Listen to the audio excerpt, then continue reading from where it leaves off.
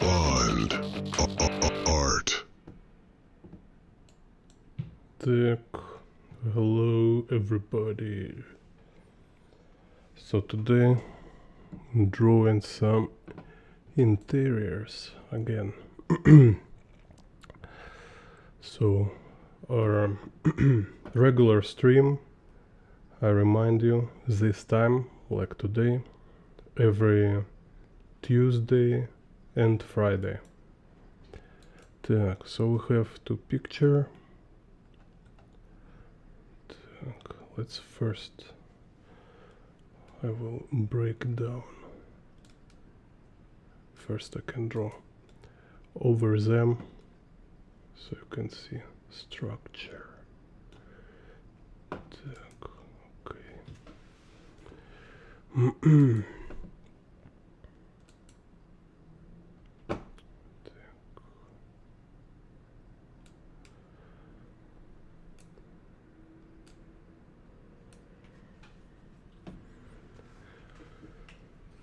Так, yeah. My motorcycle book in progress. Also I remind how to draw motor cuckoos. Alright. So how to draw motor cuckoos. I'm working on a book right now. And you know, it's like I'm officially starting new meme. Oh, it's like, what the new meme. It's like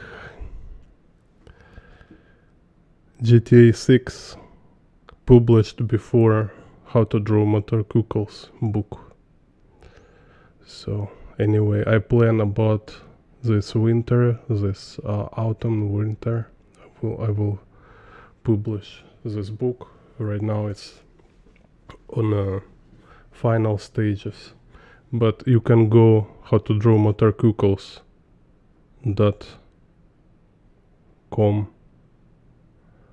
and subscribe mailing list if you want for be informed about publishing.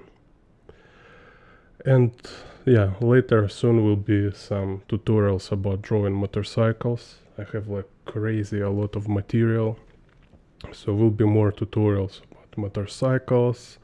There are a lot of tutorials in the schedule about like Boolean operations. There's some one chapter from how to draw book, so will be many tutorials soon.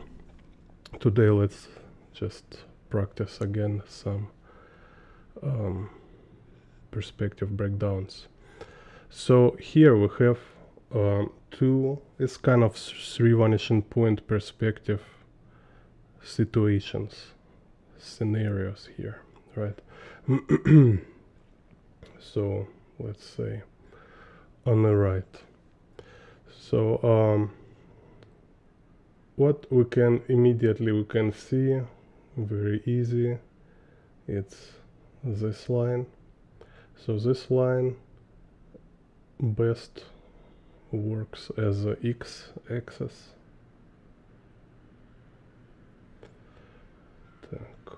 So then we have this line like for perspective grid on a screen, on a keyboard.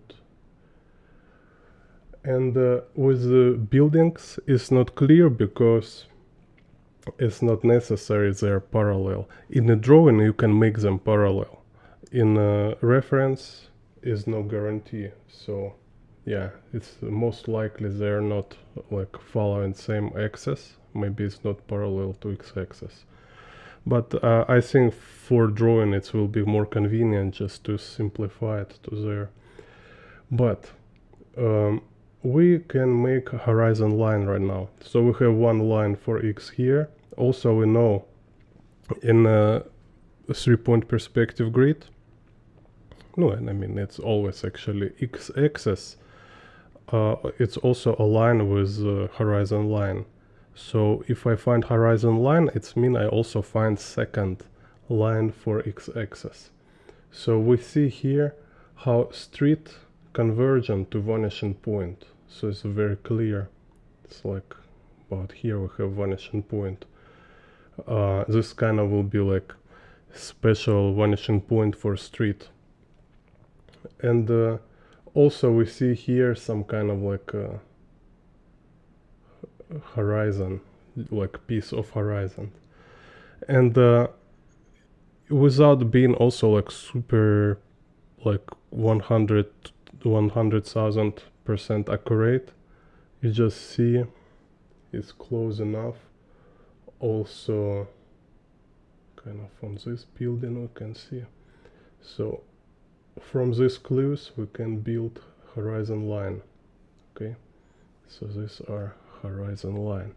So now we have two lines representing x-axis, and this is how we build a perspective grid. So like I always explain, once you have two lines, you just find like a subdivision, just find center line, and then you can keep subdivided.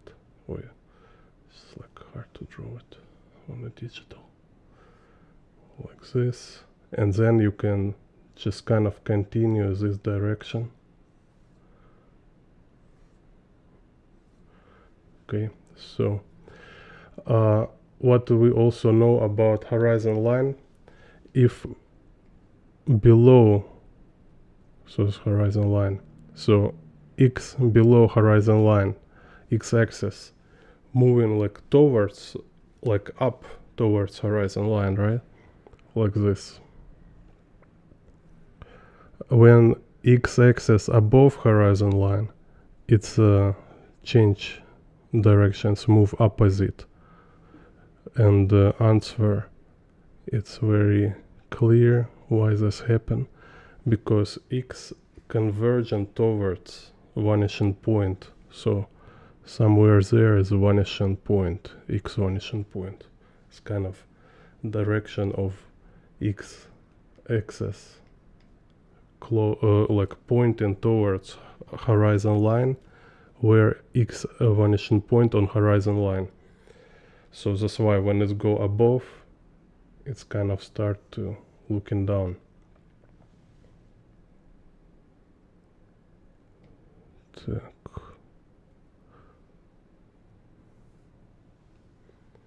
So it's x. Let's all stick x on this picture. It's very clean here. So we have this is x, right? So we already have two lines. So with these two lines we can build perspective grid.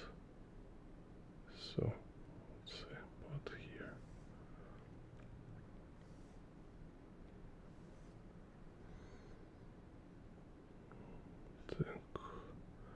And here we have like these 2 points, for example. And this represents same axis. So it's x on the left picture. Now let's look for vertical, for y-axis. So here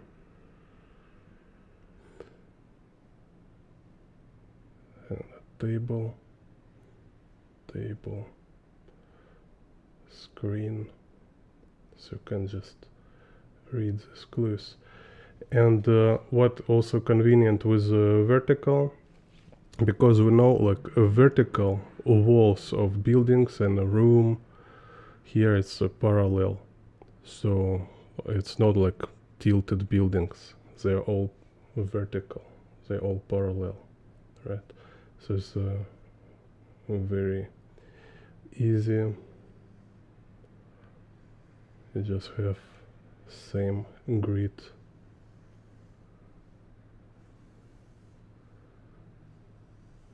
for every object. same y-axis. And here, so here what we need to double check is do we have y vanishing point or not. So we have this, we have this.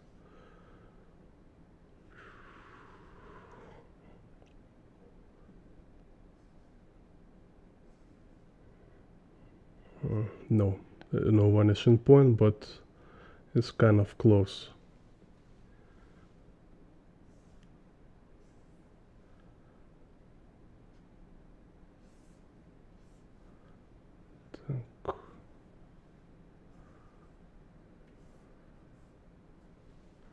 Okay, the y-axis and z-axis. So, and here you see interesting on the right picture, we have like multiple vanishing points because we have this group of buildings kind of in a 2-point perspective setting.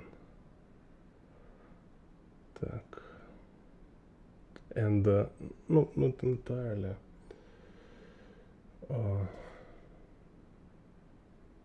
Because no, it's kind of like, you know, what difference between 2-point perspective and just kind of random vanishing points, because this angle is not 90 degree. It's like it's a sharper angle, less than 90 degree. Here will be kind of here, I think. Yeah,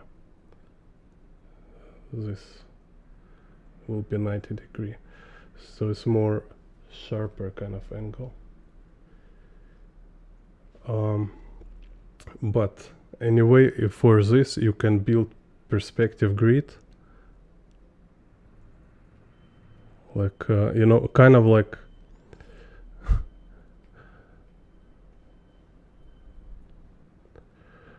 what kind of trick with perspective grids nobody talking about. Now is everybody talking about vanishing points, so like, you know, you have vanishing point, many vanishing point. How about drawing multiple perspective grids within perspective grid? So here we have a z-axis for interior inside this room, right? So inside this room we have this z, right? You see like this here. So if I continue this line, so somewhere there on a horizon line, it will be this z vanishing point.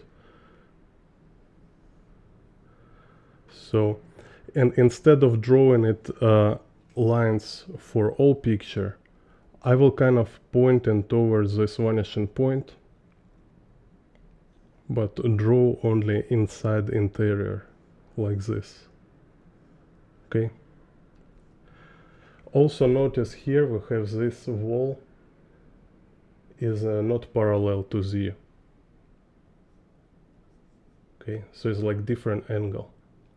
And this kind of details you will start to recognize very fast with such practice. You just develop this kind of quick vision when you see like, okay, this stuff is parallel, this stuff is not parallel. And you see perspective and perspective grids in reference and real life, you know, it just like became like kind of Robocop or Terminator, and just like you see perspective. So here's like immediately you read this stuff is not parallel. So I will show you, just draw it without thinking much about perspective grid, you know. It's no big deal, it's just like extra angle. But this, so for this interior here we have this grid, right? So this x, and here it's our z, right, towards this vanishing point. On the street here we have like z vanishing point 2 for this street.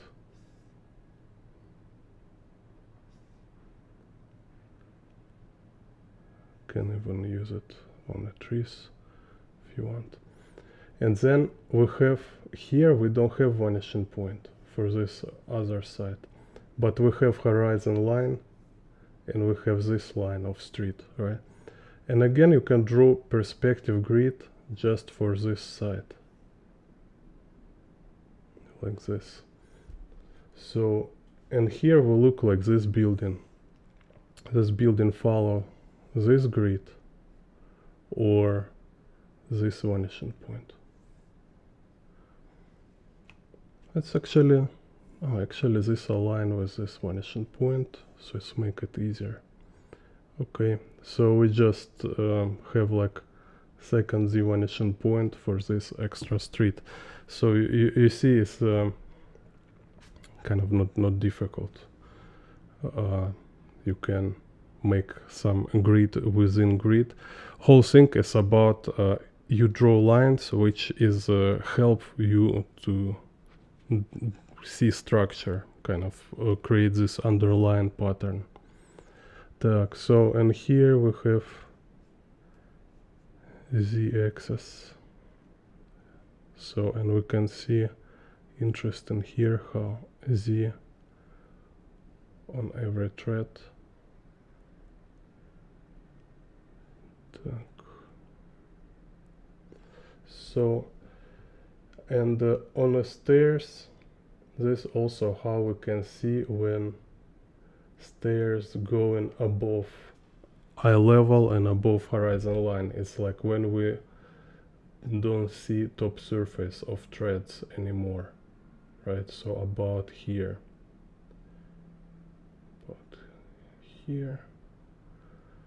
will be a horizon line. So let's double check. So here kind of goes.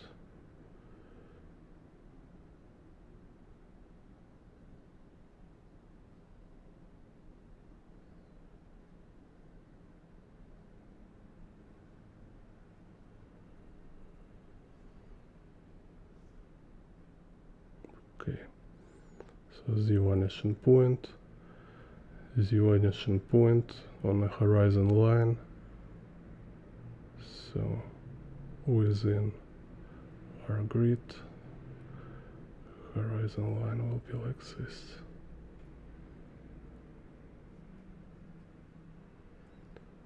Here. And once you have vanishing point, you can drop other z-axis.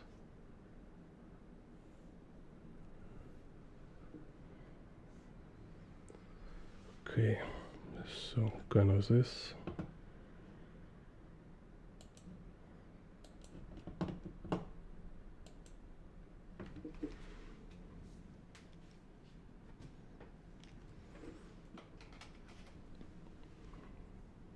Так.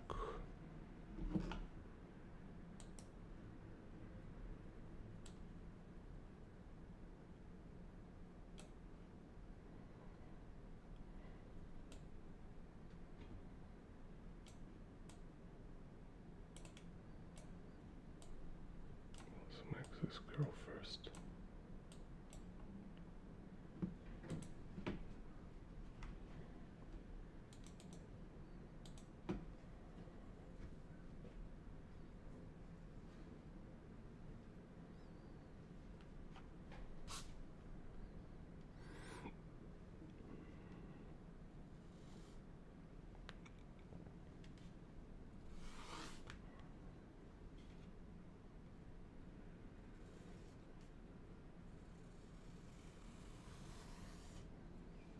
Так, so here are two y-axes.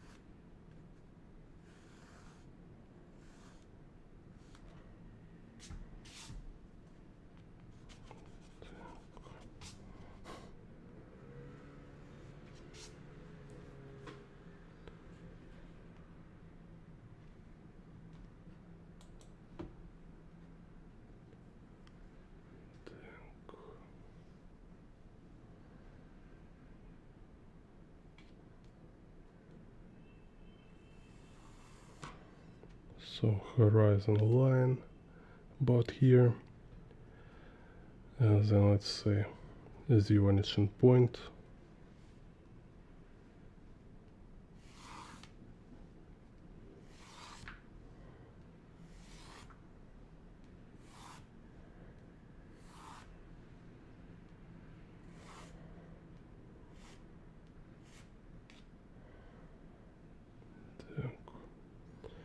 And x-axis.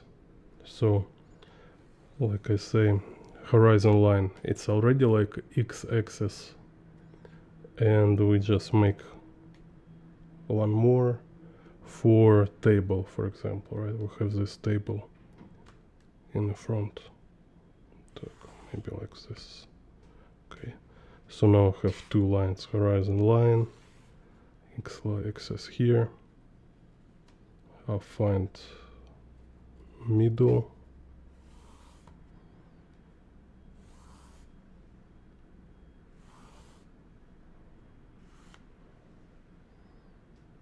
so, and here it's like very slight, but there is this difference kind of. So here it's moving up towards horizon line, and here it's move down towards horizon line. So this is like main grid, and then we will make vanishing point for street, but first I need to make some composition sketch. So let's see. So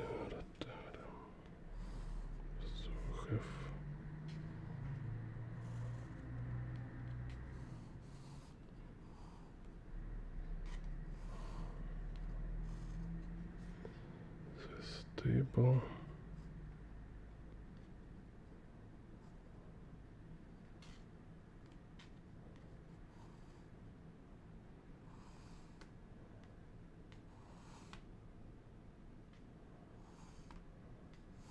So if we're talking about this random angle, which is not parallel to horizon to z axis, right? So here we have this z axis, and here we have this angle, which I'm not sure exactly what is this, right? If I want to be precise, I can use this approach when I make square in this perspective, you know, like 1 point perspective square. Here it's like 2 point perspective, right? And if I make diagonal lines within square, it will be 45 angle.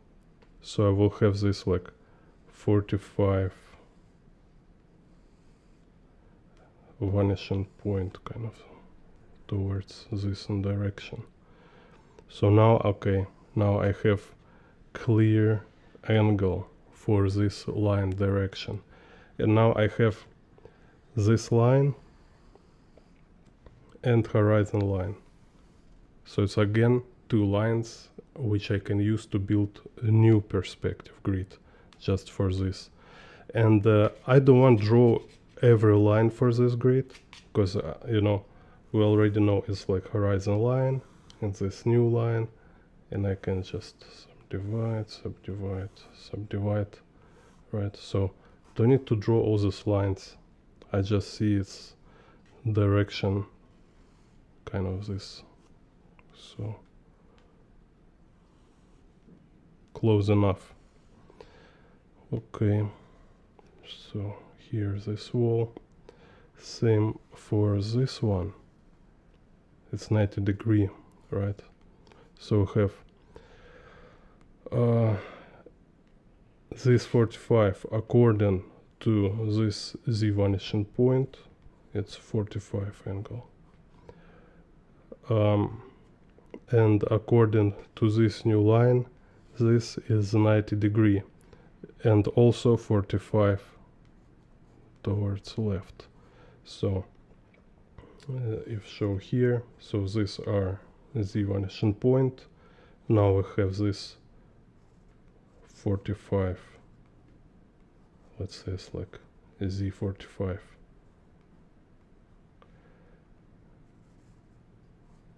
And here it will be like X45. So it's also 45 to Z, but to each other, this Z45 and X45 to each other, they have 90 degree, because this angle always between Z and X axis, because that's why we have box in perspective, right? Because box have 90 degree angle. So this going to X, this going to Z, and between them we have 90 degree. X, Z, 90 degrees, it's a corner of a cube. So, and this X45 we actually have on a horizon line. If this line we don't have on horizon line, this we have, right? So it's convenient, so I can like for this side of a wall I can actually let's say wall will go here behind table. So for this angle I actually have vanishing point.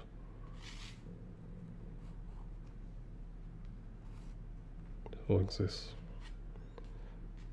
So here's left and right side.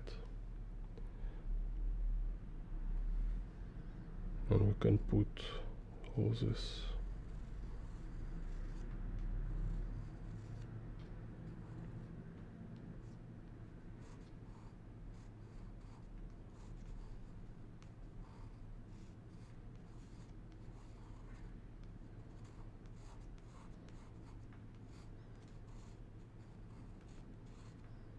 Flowers, kind of cactus and stuff.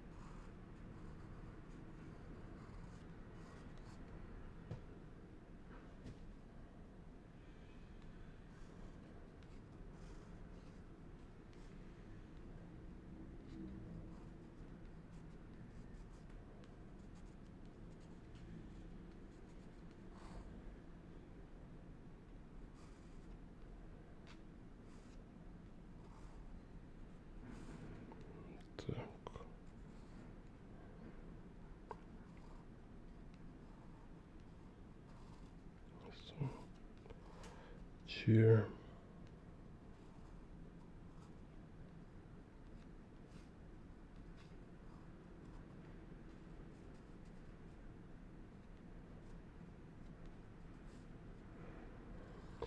So you know I trained this left hand, and for me drawing with left hand I was practice like from total zero. I was literally learning drawing again from beginning, like from an absolute ground zero. And so everybody who struggle with straight lines, drawing in perspective, or whatever, you don't have excuse. Because I learned twice. I learned with right hand and with left hand.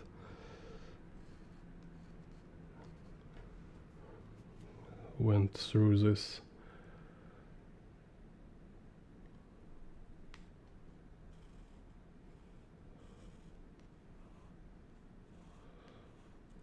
Adventure. Так, okay. So here we have.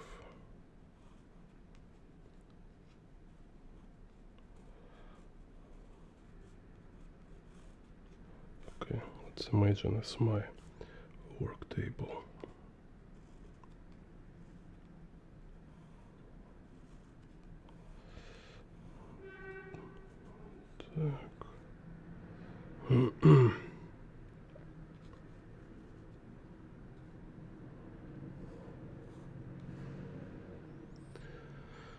Okay, so and what we have like as a composition here, we have this group of buildings.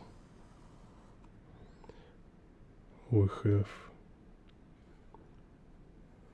this kind of group of buildings.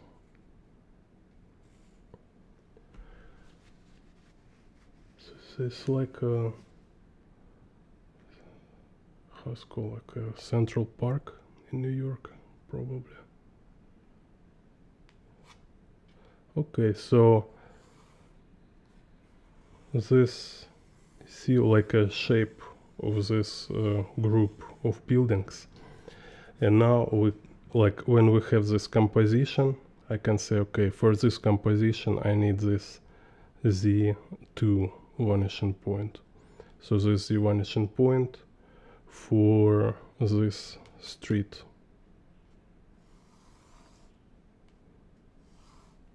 So just specifically for this group of buildings and road.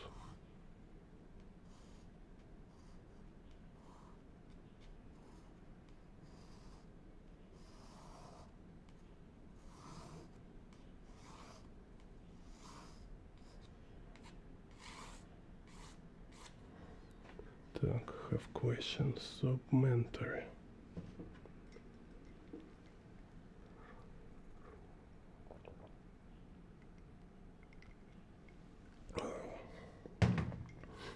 Yeah, supplementary ask like how many years I've been drawing. Yeah, kind of problem with this question is like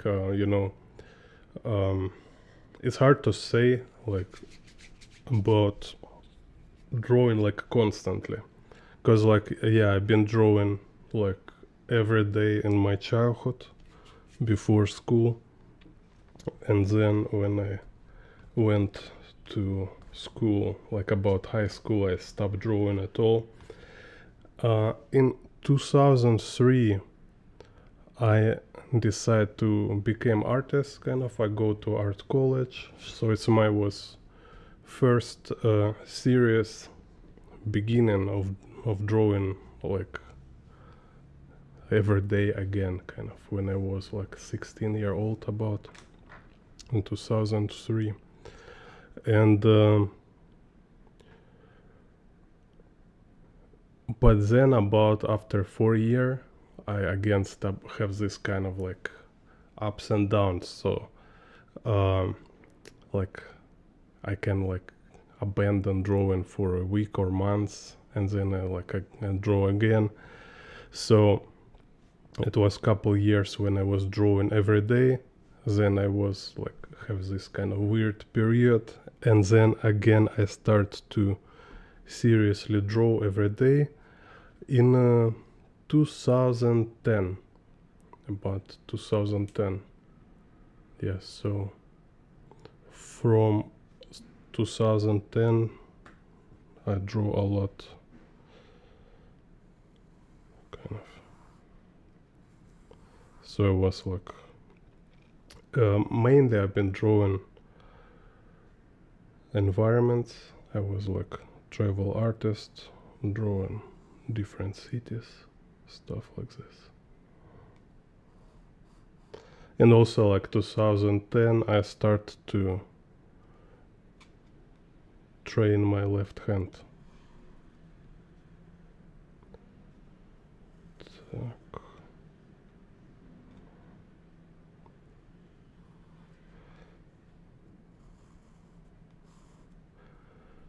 So here now I start to know, once we have idea, here we have this like main block of these buildings, right? now I start just kind of like revealing, like like this saying about sculpture is like you take out everything and reveal sculpture within stone. So here, by revealing, I kind of also recommend not only think about drawing it as a form, but also think about drawing it as a design, kind of like what kind of shapes, what kind of 2D patterns it have, right? So here it have a lot of this kind of vertical lines, this kind of rhythm of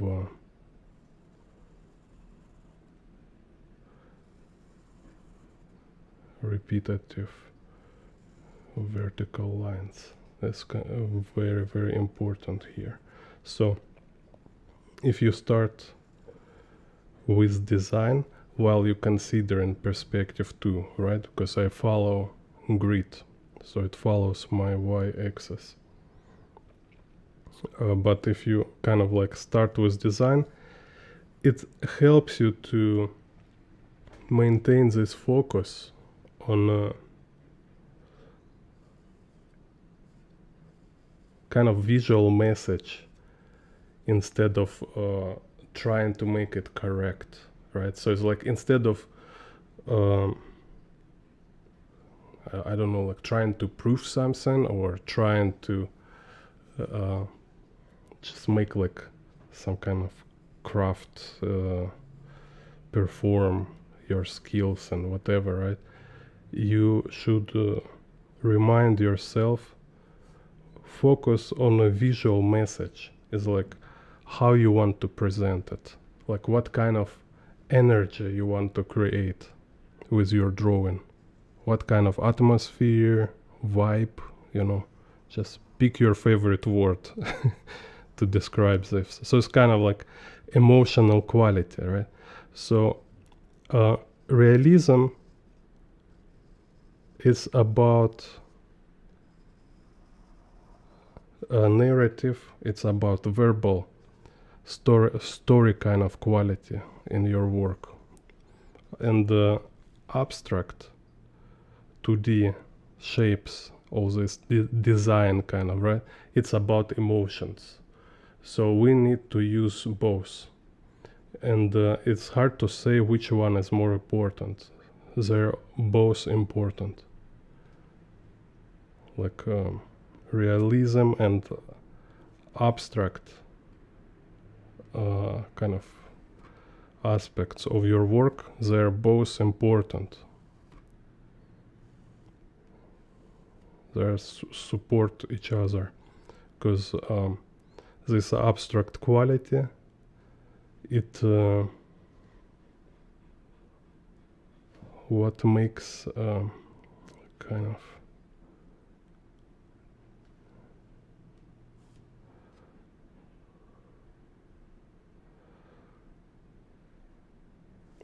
kind of like emotional side, right? What abstract quality create impact. This is how you can impact and it's a kind of like get in a emotional contact in a subconscious level with the viewer, because you can just research yourself, just look different artworks and notice yourself, like can be like very realistic and stuff, but it's kind of not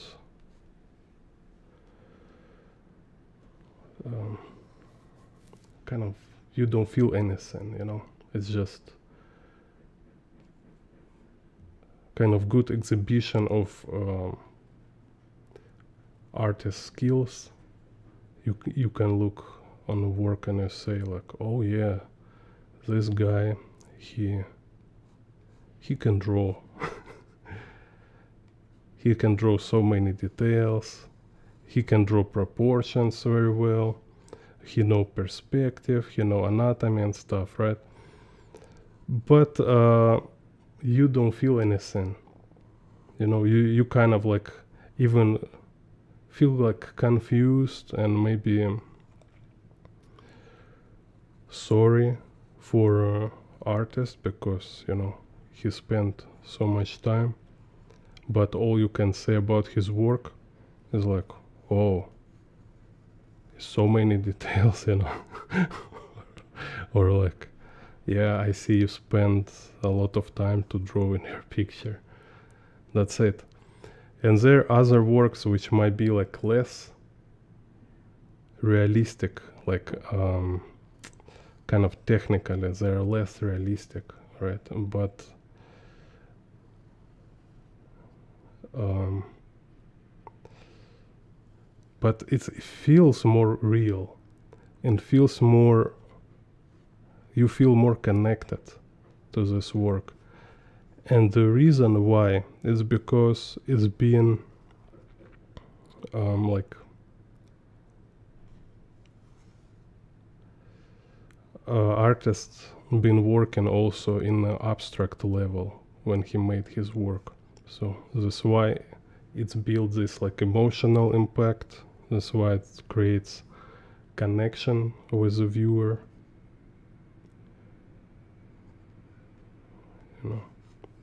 Like a music.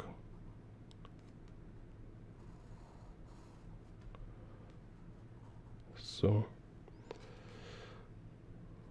this is how it works.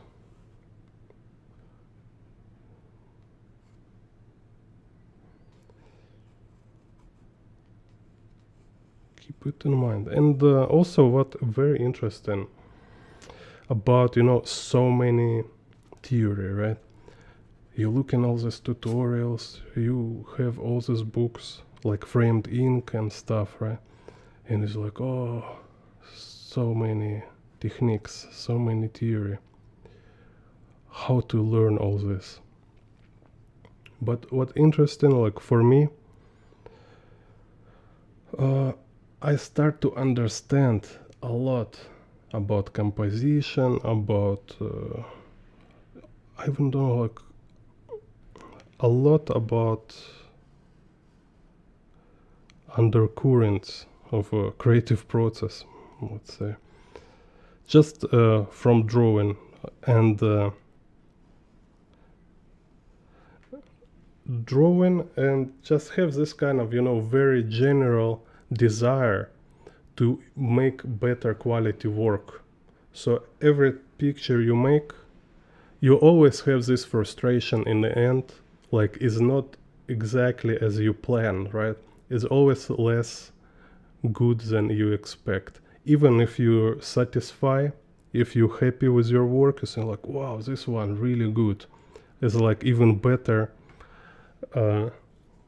than I expected sometimes, right? But still you see what you can make better next time. You see like, oh, if I make these couple things better, it will be even stronger.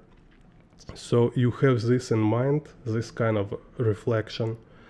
And next time when you do next work, you try apply this kind of revelations, no, kind of like you see like this discoveries, kind of you see like this weak spots, you work on them, then you apply, you improve, you apply new technique, new ideas on the next drawing. Again, you see what you can do next time better. And it's sometimes very very small things, it's not like huge, it's just some small details which you implement in the next work. So that's why it's important to keep drawing, right? You will have this like positive feedback loop when you see like, oh, if I do this in my work today, it will be better. But okay, anyway, I will do it on the next work. So, and you keep adding more and more and more and more ideas, more and more principles, kind of. You develop some new interesting insights, techniques, and the process became more complex. And it's like, it kind of like, it seems like you're making same stuff, like you just draw a picture. But if you look like 10 years ago, it was a structure of making this work was much simpler. Right now, like when I draw, is like have so many patterns and structures in my mind, and all the structures and complex kind of all this like huge toolbox, it's been like very slowly, gradually developed in a time. So just with this approach, you can improve your composition, you can learn how to make like very crazy work. Only key element here, you should make this effort. It's not happen just by itself. You should have this effort and desire to make better work. You know, like if you just draw mindlessly, kind of like, yeah, I draw, okay, that's right. Then no, you will not improve. But if you draw, you try your best, you look like, why it's not so good, and you improve next time. And so every time you try to make your best, every time you look what you can do better, and just with this attitude, you can learn a lot, even without reading books. You know, this is kind of my main point here. So I have, I right now also plan to write book about urban sketching, like how to draw, you know, streets and stuff. I have so many kind of, no, I have like my own system, kind of, let's say, my own vision, which I just don't see anybody talking. So when I buy, after all my this experience, I buy framed ink, for example, and I see like, wow, yeah, that's cool. And I can see how it can improve me, and I should also practice more stuff from this book. But also what I understand is that how much is important to have this like connection to your own work, when your improvement like growing from your passion. Because when you just learn from book, if you don't have this like passion and genuine interest, you have this kind of lazy approach. It's like, okay, let's try this, try that. It's like your brain kind of feel you have a lack of enthusiasm, so it make it harder to learn, and it make for you feel like this stuff is incredibly difficult, when in reality it's like it's not difficult. It's just like very sophisticated. It's just a lot of elements like entangled together, you know. But principles itself are very simple.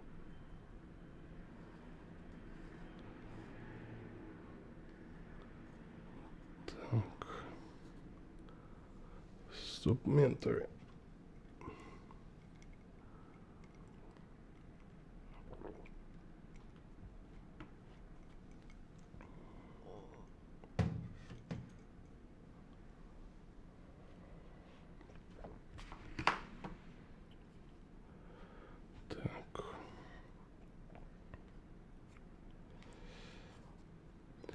Do you believe understanding angles will help you draw better? I remember in one of your videos you talk about rotating a square 1/2 to 1/2.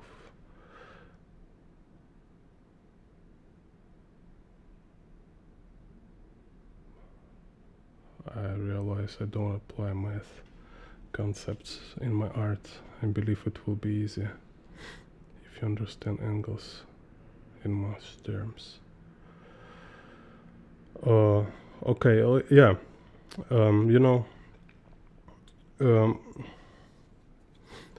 You probably mean like Kranz cubes. Yeah, I have this video where I'm talking about Kranz cubes. Kranz cubes, it's super duper basic stuff, right? It's like it's when you see it first time, it might be like look like a math or rocket science, you know, but it's a good also. It's a good what's this word? It's a good test. If it looks for you like something super difficult, it means you are very lacking structural aspect in your work, because Kranz cubes should become like alphabet, or this like 2 and 2 equal 4, 2 and 3 equals 6, 2 and 4 equal 8. You know, it's kind of like you just learn it and you remember all your life, right? So yeah, some random dudes, some people who is not artist, for them Kranz boxes, all these drawing boxes in angles don't make much sense. They just don't need this. Like, why do this stuff?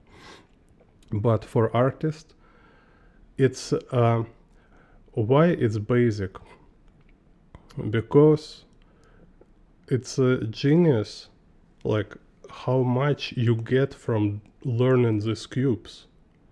It's instead of wasting like years of developing this understanding, you can develop it like in a week or two by practicing Kranz cubes. So this is kind of what is a genius about it.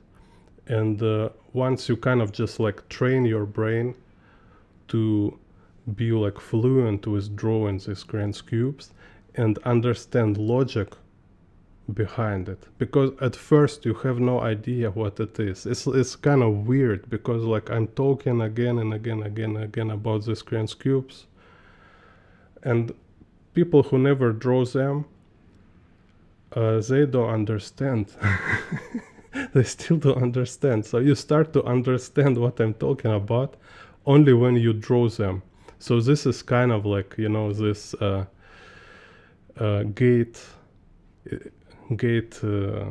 kind of filter. It's a filter. So filter between like illiterate, amateur, and some artists who really like start to understand how to work with the form, how to draw space, perspective, and stuff. So when you know, I don't know, like sometimes I hear this discourse about like gatekeeping. You know, there's sort of gatekeeping, what kind of what does actually mean? I don't know. Maybe somebody explain me in the chat what is gatekeeping.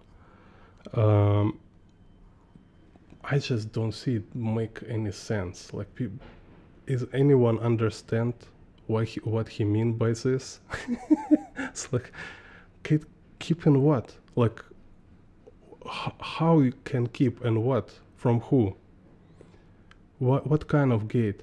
Here only gate is a gate of you in your lazy head, you know, because we're living now, you have like all information around you, all you need to become artist is everywhere around you, like jumping in your face, and all you do is just like you know, like water like on your mouth, kind of this.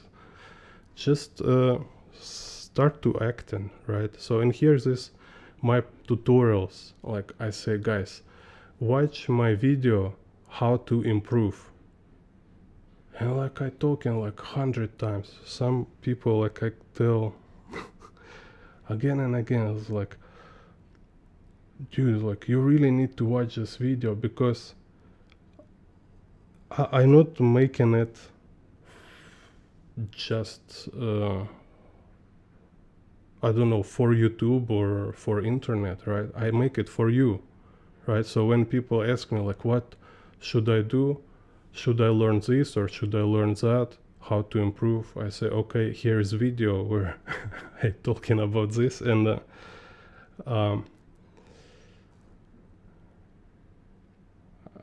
I can't explain it better than I did in this video, and I think it's really good. So it really will help a lot. So every time when you think about like, how much should I study, how many years I need to improve, what exactly should I learn, it's in my video how to improve. This video calls how to improve. You should watch it. Так. Okay, here I have this kind of zebra. Whoa.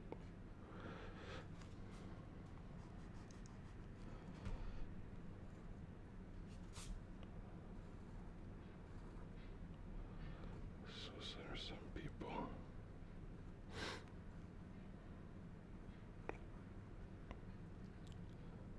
So and yeah, for sure, like I don't see your drawing, right? But it's like 99% guarantee that you need more analytical approach, because in general it's like what everybody have problem with, like in the art community, kind of, let's say, right? Because we all hear from everywhere, we hear about like all this inspiration, motivation, atmosphere, mood, talent, you know, all this kind of emotional stuff. But you know,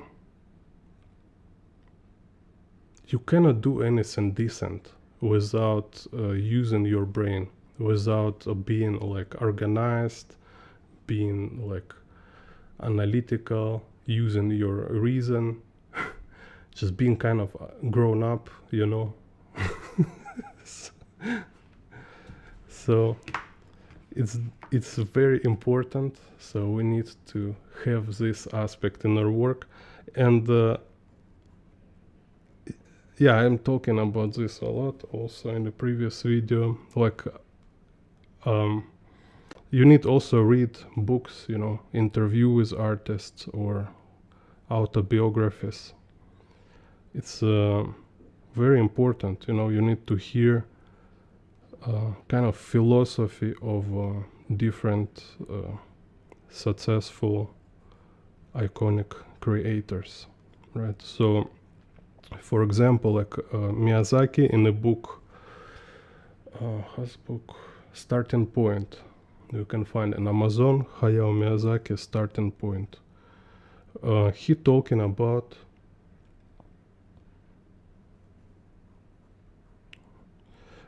his cartoon Kiki Delivery, right? And so he say it's like idea of Kiki Delivery. It's kind of like she's a witch, right? And this kind of witchery, this kind of magic of a witch, this magical abilities, kind of. It's a metaphor of talent. So it's like in the story, she's like a young witch who like growing up and socialize, right? So she going from parents' house to world, to city, meet people, make friends, start to work, like communicate and cooperate, work with people, see how people live and became part of society, kind of, right? So, and he say like, yeah, everybody in the childhood very creative. It's like most of people, like, you know, everybody like to draw in the childhood. Everybody feel like very kind of inspired, and so many people like show their talent to drawing. You know how many times they, different parents say like, oh, I think like she or he will grow up artist. He draws so many, and like his pictures so good, his drawing so beautiful. But then they grow up and don't draw anymore because it doesn't feel so easy anymore. So in a Kiki delivery, have this character, this girl, she can fly, but when she gets this like problem with peers, with other children, like some kind of misunderstanding, she kind of, socially awkward girl. So, and she gets this kind of confused, nervous and stuff, and she lost her ability to fly. So she kind of like emotionally overwhelmed, kind of whatever. So, and Miyazaki says, so point is, we as adults, we need to relearn how to do stuff which was very natural for us in the childhood. So now we, like, when professional artists, what is different? Like professional artists, it's this person who learn how to combine this your child who was drawing in the childhood, kind of, this your inner child who like to draw, who like to make stuff, and adult who understand real world, who understand you now you need to make something for community. Now you need to draw pictures which other people want to buy or they want to look, or your pictures kind of will bring, kind of give some value to other people, maybe some important message, maybe you make somebody happy with your drawing, maybe you make, like, bring some beauty or meaning into life of other people, so now it must be integrated in a social life. It should be part of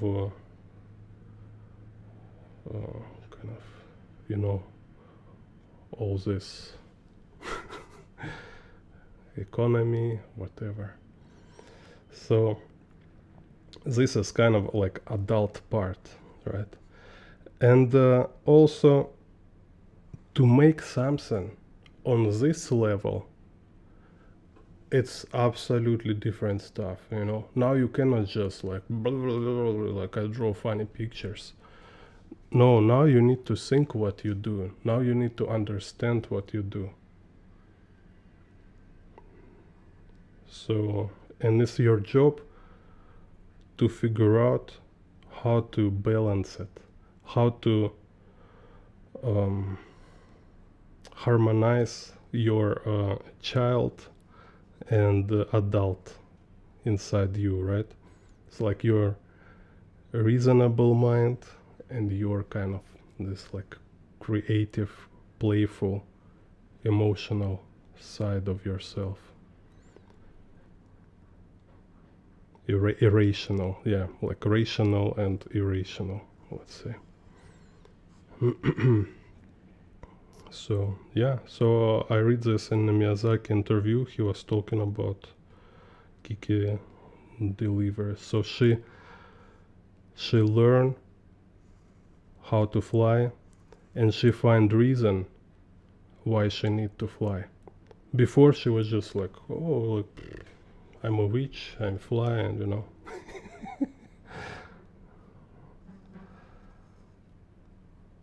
So of course everyone needs this kind of mathematical, analytical, systematical stuff in their work.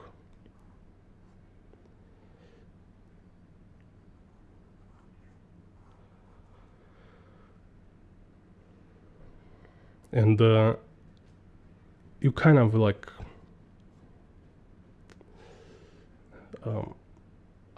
from my observation, you cannot kill like your creativity with this.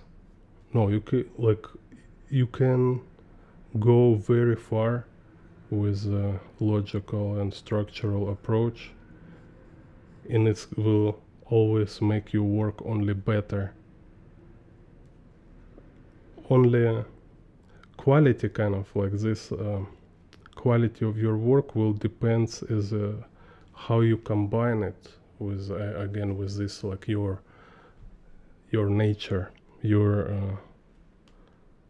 this kind of passion, your inner child.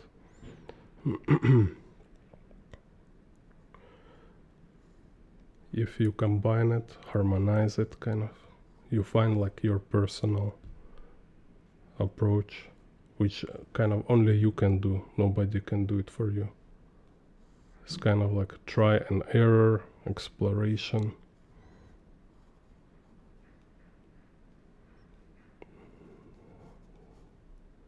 Kind of this.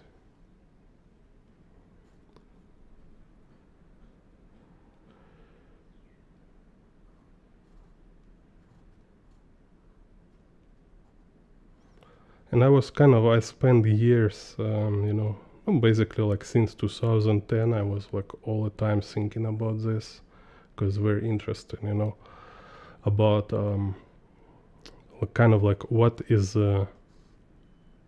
requirements for great work. It's like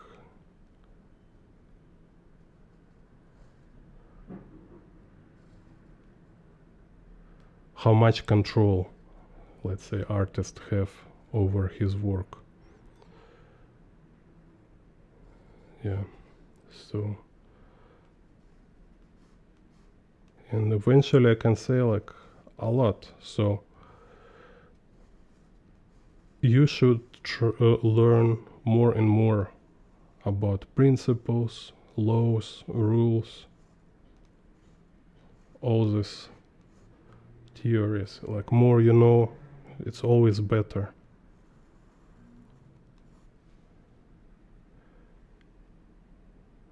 But you also should at the same time be aware of this kind of like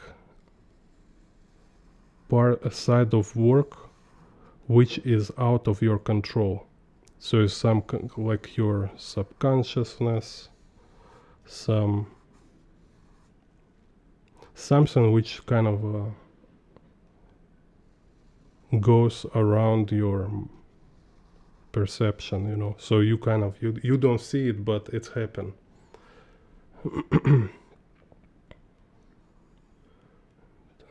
Thank you. So you should be aware of this.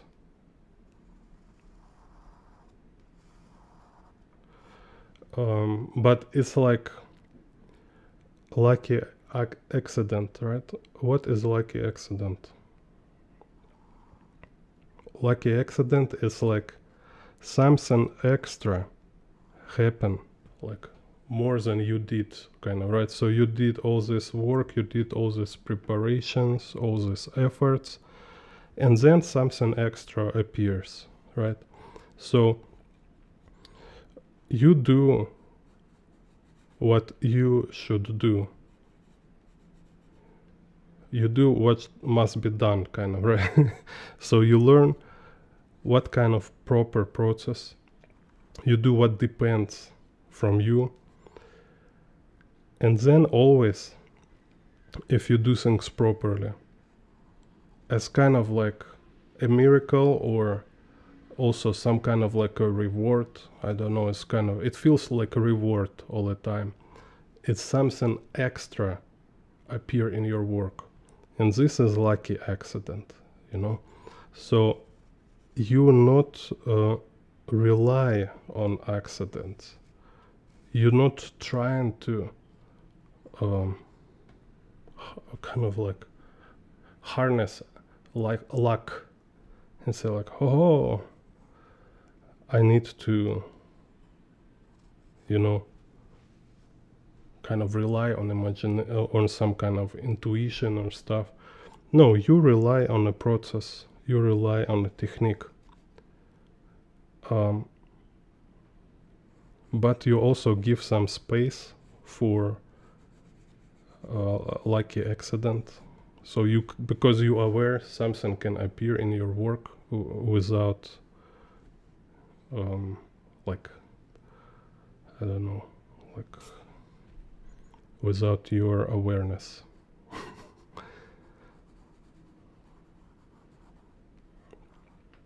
I think like it's a Michael Jordan quote. He say, success is or luck is a result of like a lot of training and preparations.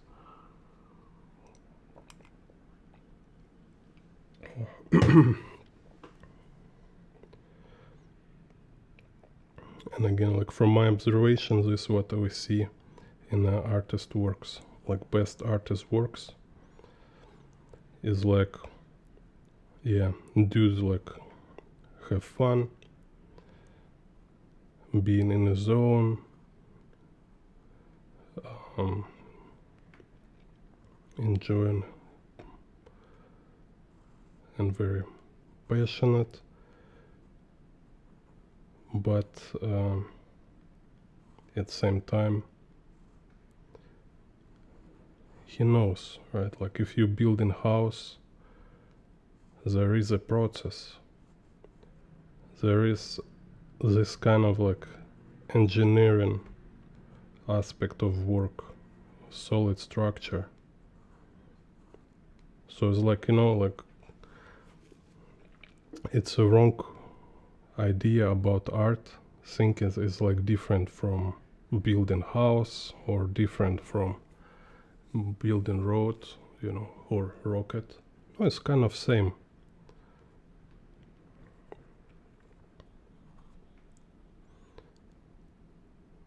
We kind of can say like all this science. if you listen like real scientist, you know, there's difference between like laborants, like workers from science laboratory, who is just like technicians kind of, right? And scientists who like digging deep. So if you listen scientists, they always talking weird stuff. They always talking like how kind of how mysterious everything kind of, you know. so it's very much really like a creative process when, yeah, it's a lot of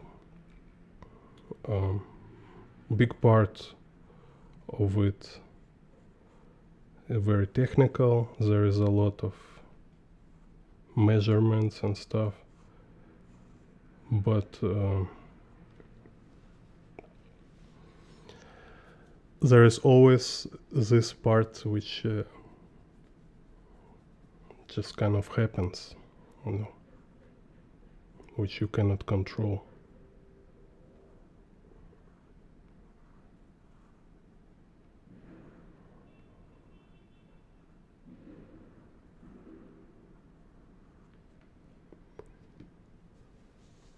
Hello, Berduk.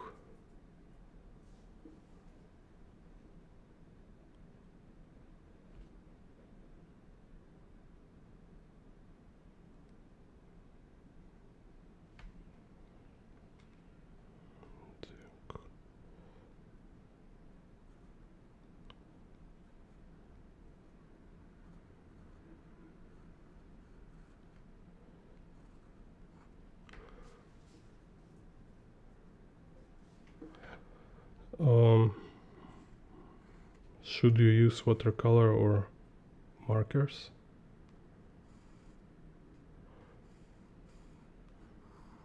I mean, like you use whatever whatever you want and whatever you have. So Best answer for this, like you try it all. You do some, it's like at least 10 works with watercolor, at least like 10 works with markers, and 10 works with pencils, like finished drawings, and then you will see what a difference, and then you will better understand kind of like what you like and stuff, or which material is more convenient for which kind of situation.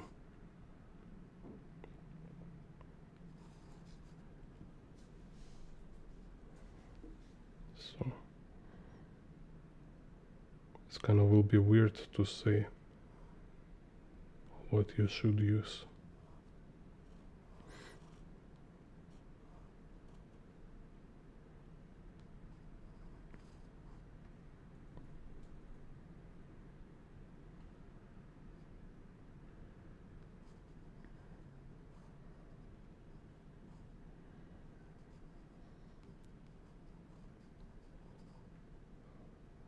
Yeah, so start with what you already have. So just buy like some watercolor in a shop.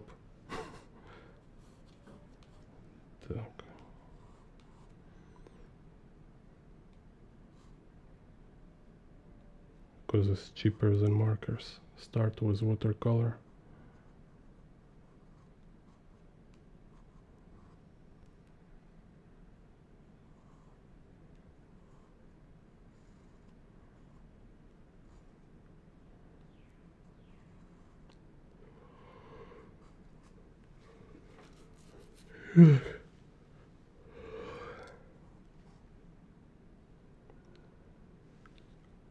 Close up supplementary.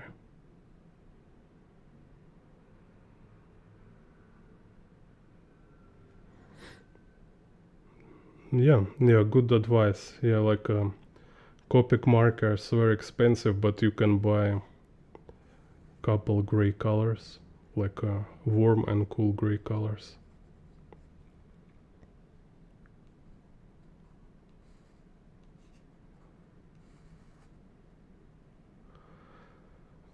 But important here, you need to draw like really like bunch of works, like at least 5 or 10 with each material.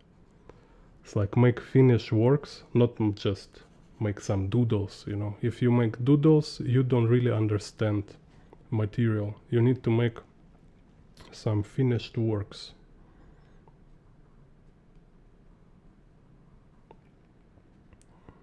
Very important.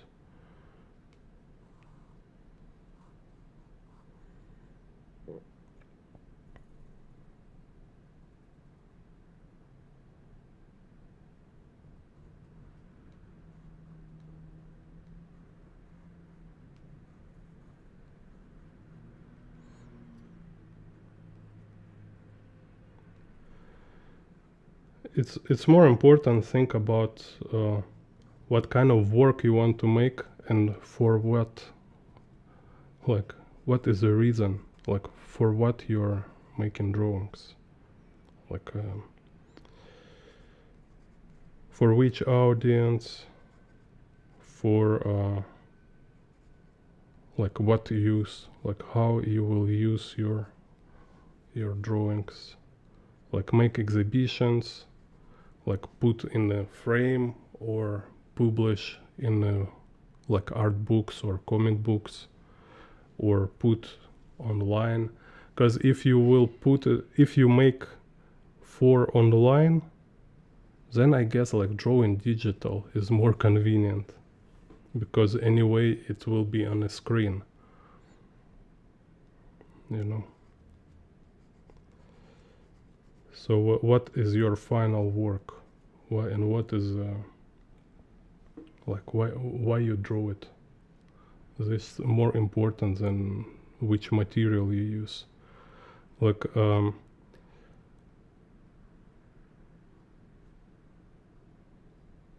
your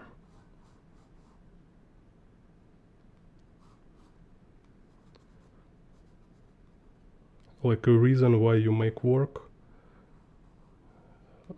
will suggest you materials you need to use.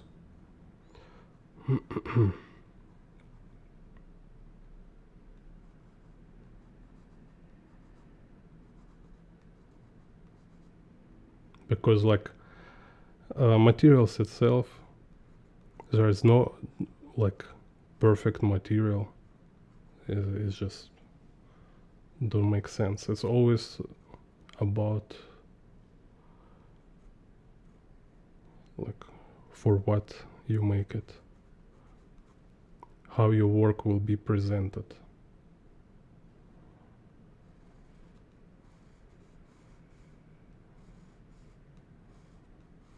So for example, like I did a lot, like I choose ink and watercolor, so I did a lot like ink and watercolor drawings because it's very convenient to travel with the paper and watercolor.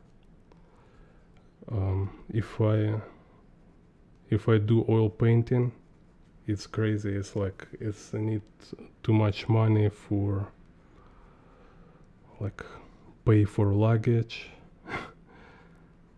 Like every time you fly, you know, you need to pay extra money for a luggage. Sometimes like because bigger size, it's very heavy, all these canvases. Also I like I like ink more because I can draw more details, and I like comic book style, and also I like to publish in form of a book.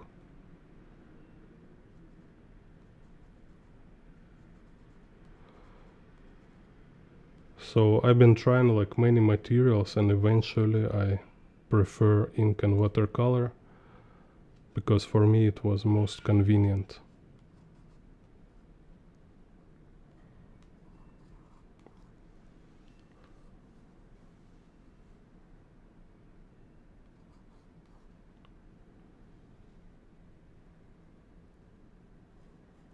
Так, no, anyways.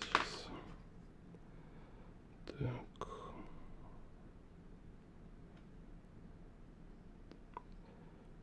Let's see.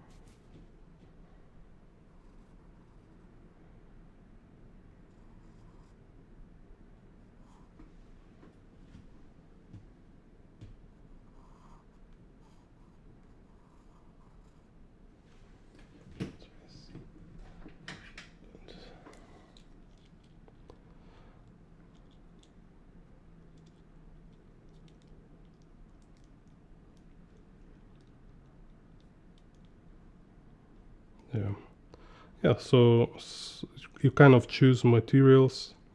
It's a combination of like just subjective preference when you just enjoy certain material, and just some practical reasons. Because oil painting, people just might like oil painting, and that's why they're choosing it.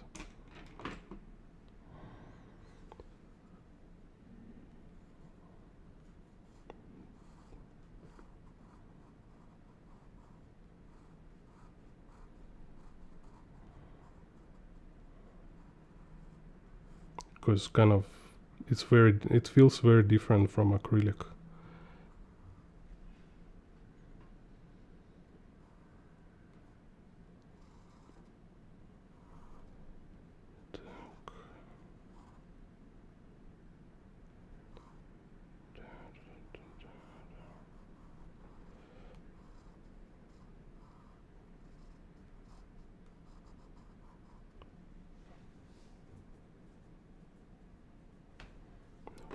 Anyway.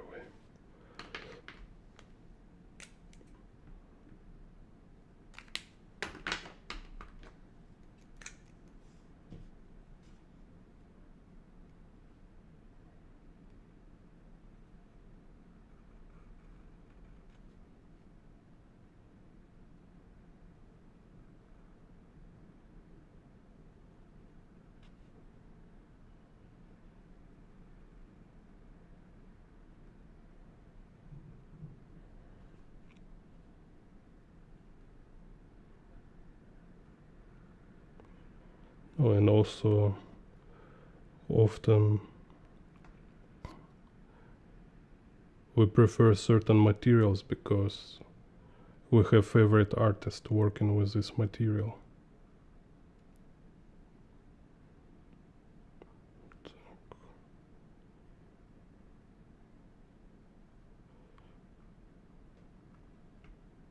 So if your favorite artist work with oil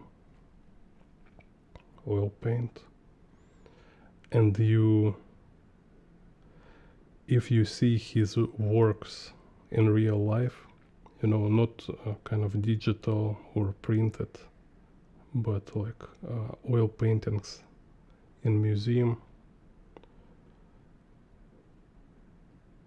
then you will like to paint with oil paintings.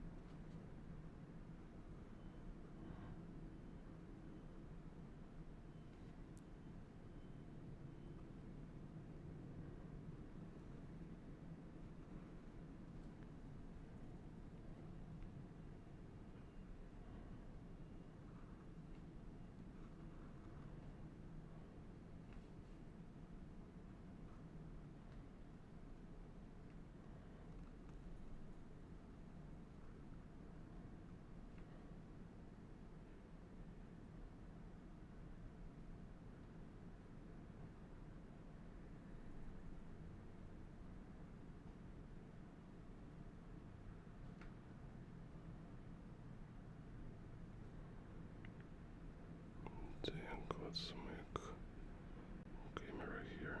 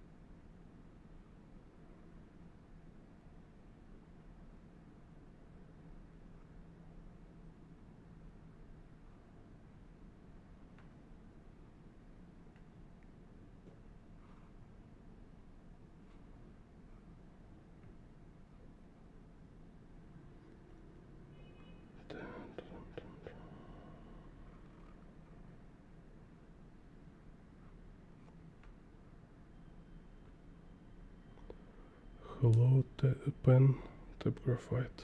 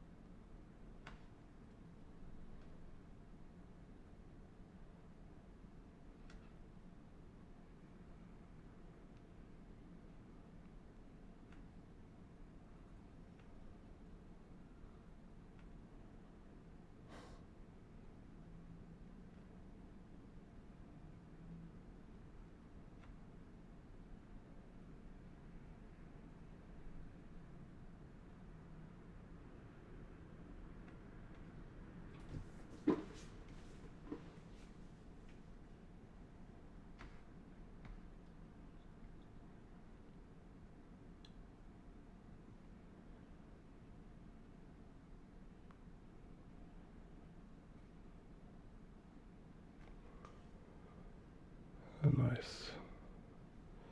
Yeah, welcome to channel members.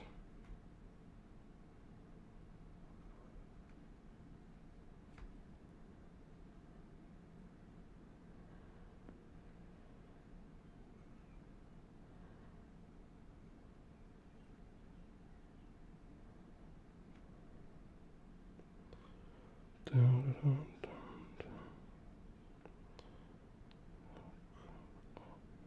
we have this toy.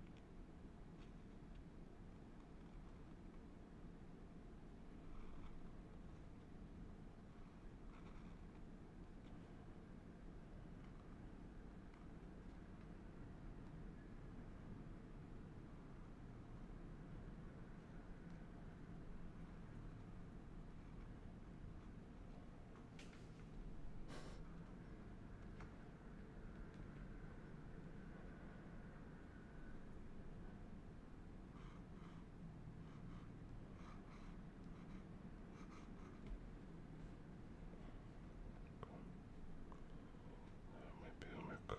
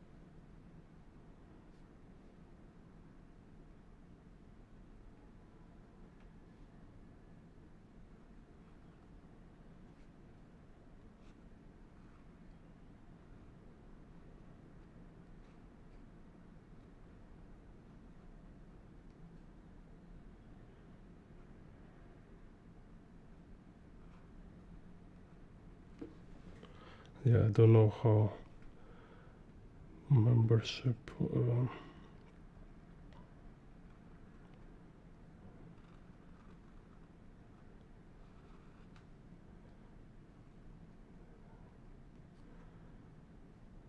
collects money. Always forget. But also now you can ask anything with AI, like especially like Gemini AI. It's a Google, so they can explain you how stuff on YouTube works.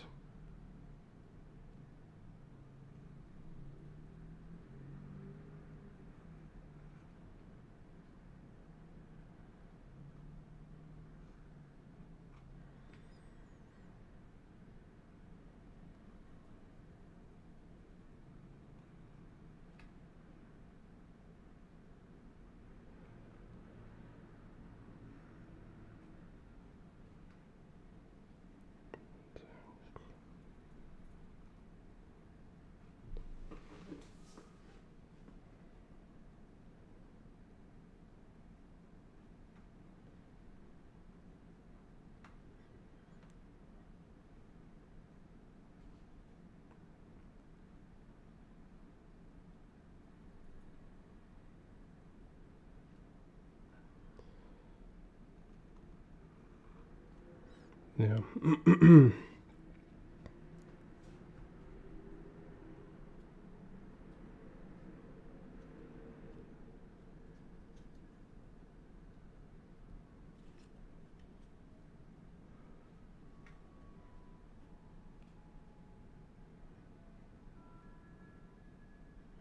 And what's this book?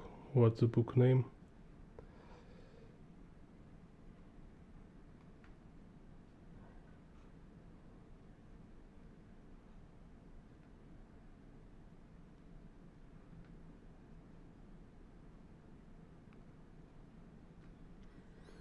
I kind of like, it's definitely help when you have a good art community to have this kind of feedback. Maybe even like some competition, if it's like a good community, constructive, kind of productive community, then competition also will be helpful, some kind of extra stimulus. But I believe anyway most important it's self-critique. So it's like you learn to critique yourself properly, right? So it's not like perfectionism, it's not just like punishing yourself every time you have mistake, but it's about to have like clear vision of what is your goals and what is your current status, right? So like, is this result is what you expect to have, or if it's not, then you should to figure out yourself what problem, like it's like which mistake you did in the process, so you need to fix next time, stuff like this. And this kind of what we call artistic vision or personal style, it's actually just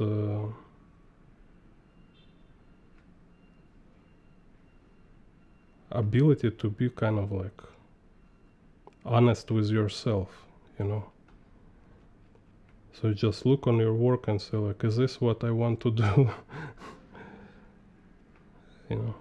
That's it. So I believe it's like ultimately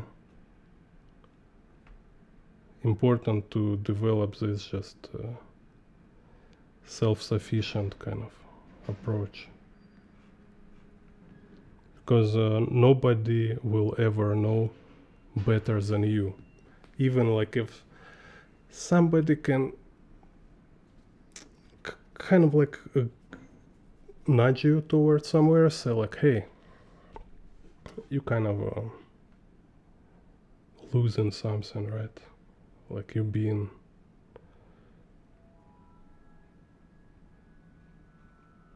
some kind of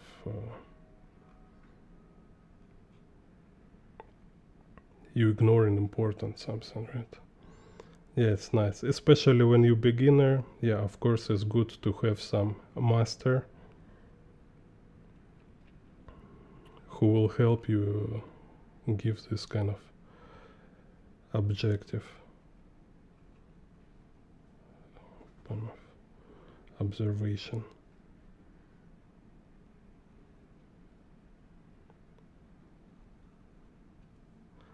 But it's kind of another interesting topic because sometimes even like master teacher, he can be too soft. It's like giving you compliments, like, oh, great picture, congratulations for you. Or sometimes he can be like very direct, but students can be very soft. And he was like, oh, why my teacher so kind of scary? He is too tough, you know.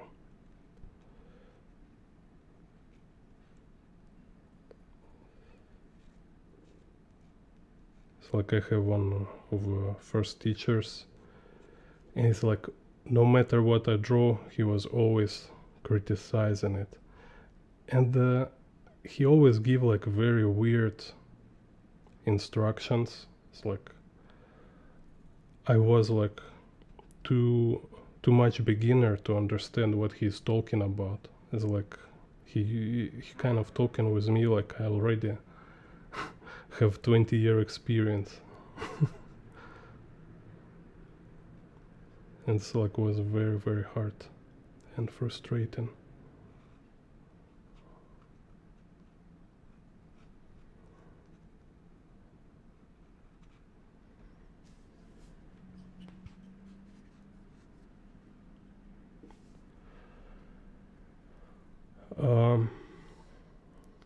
No, this truck is a trash truck. In Taiwan, this in Taiwan, trash trucks have this music, like classical tunes.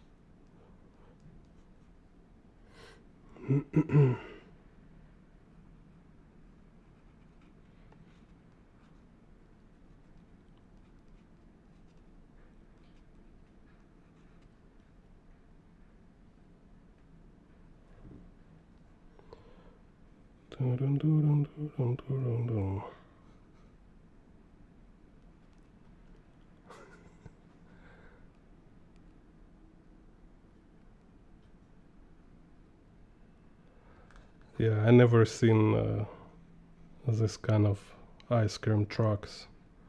I think it's only kind of American, only American thing.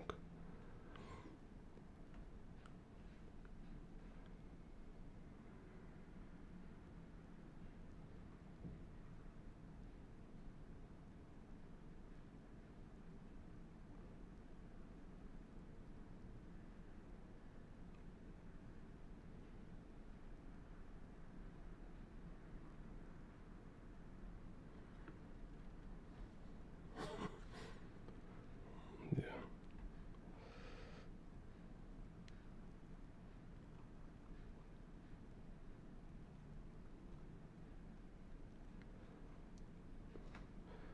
About American trash trucks, I always remember scene from Commando, where the dude like running to trash truck, and their dudes like take Uzi, like whoa.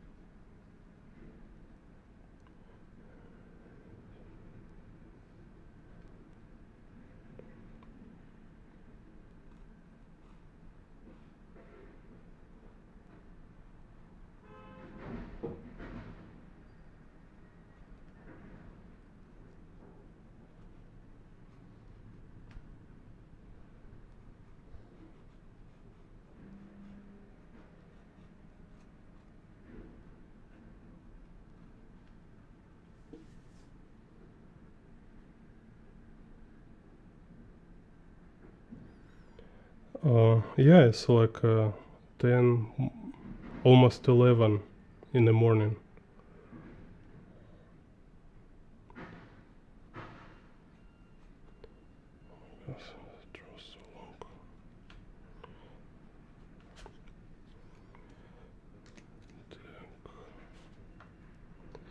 Okay, let's switch to right hand.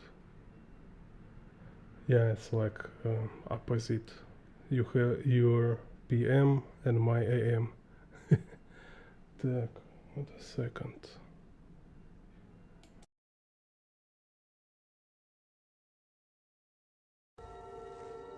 Madness. This is Jane Bond art.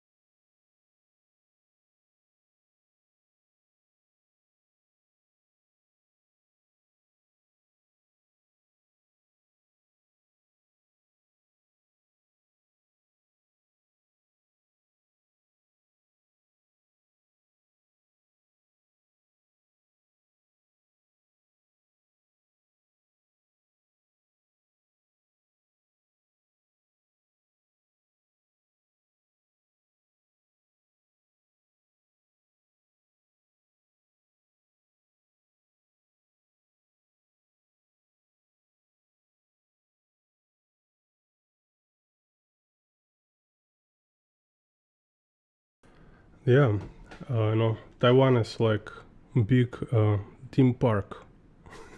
It's really hard to comprehend. It's like I don't know, like very cozy, very kawaii, like everything very cute. Amazing place. Так, let me put some ice in the coffee. Так, and you can. One more. Who are you? Bond. Jane Bond.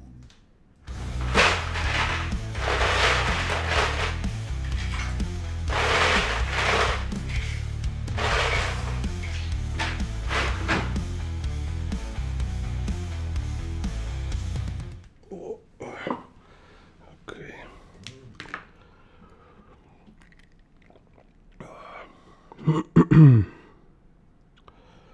Так.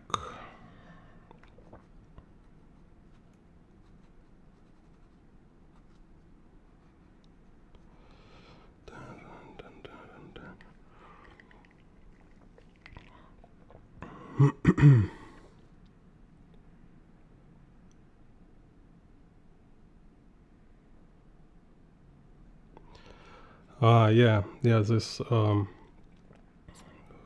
kind of like compressed chicken. I don't know how to say. Where's beaten chicken.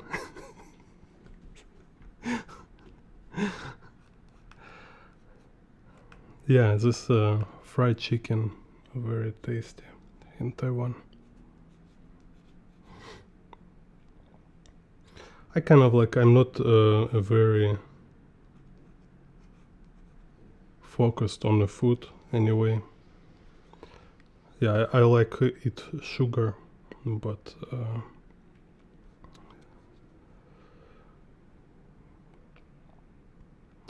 kind of like aside of sugar, I don't care Just, I this kind of type who wish don't eat at all. Like I wish if people don't need to eat food, just like have some energy from sun or stuff like that. Because so annoying. Spend so much time for food.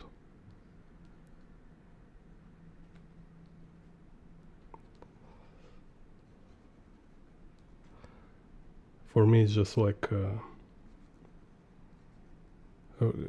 charging or feeling my energy.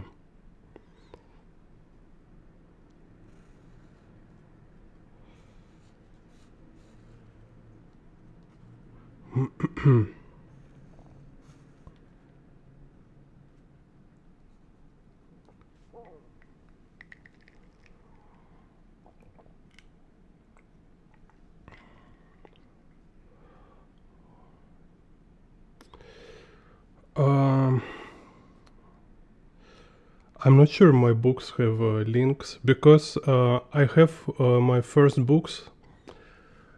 Okay, like I have these books with urban sketches. They might have links to my old YouTube channel, and this YouTube channel been stolen. So hackers stole my YouTube, and now these links don't work anymore. So it's kind of problem with YouTube, And yeah, later when I will have more time, I will fix these books. I need to delete these links, but a lot of good videos been erased.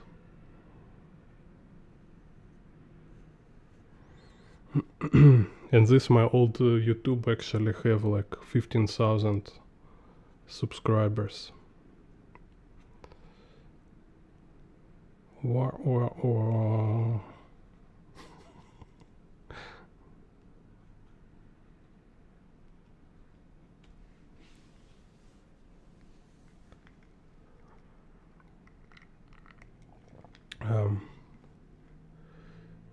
My urban sketchbooks, so it's like Taipei, Hong Kong, China, no, Taiwan, Hong Kong, China, and France. These books, they might have some links, but their like video don't work there.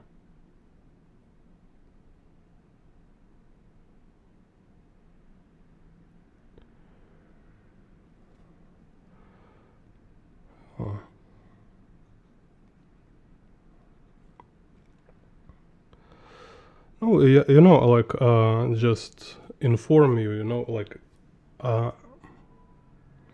all information is kind of in open source. Like I teach 5 and 6 point perspective for free on YouTube too. You can find these videos on my channel. Like I don't know, you didn't see them. So some video for members, but there is also 6 point perspective videos for everyone. They're open. You can use search. So you became member of my channel. If you want to support me, financially, this kind of purpose of membership, like super thanks, members, it's more just like if you want to support me, okay? So there is some videos only for members, but it's just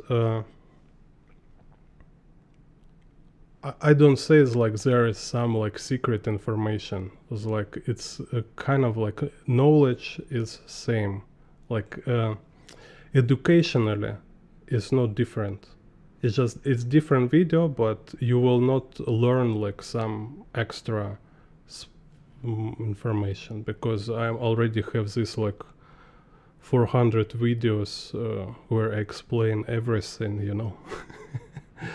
Yeah, so no, so I mean, I just don't want you to be like disappointed or something when you like pay for membership and there is like kind of no secret knowledge, you know. Because I don't have marketing team, and I myself, I am not a trader. I don't know how to market education, you know, because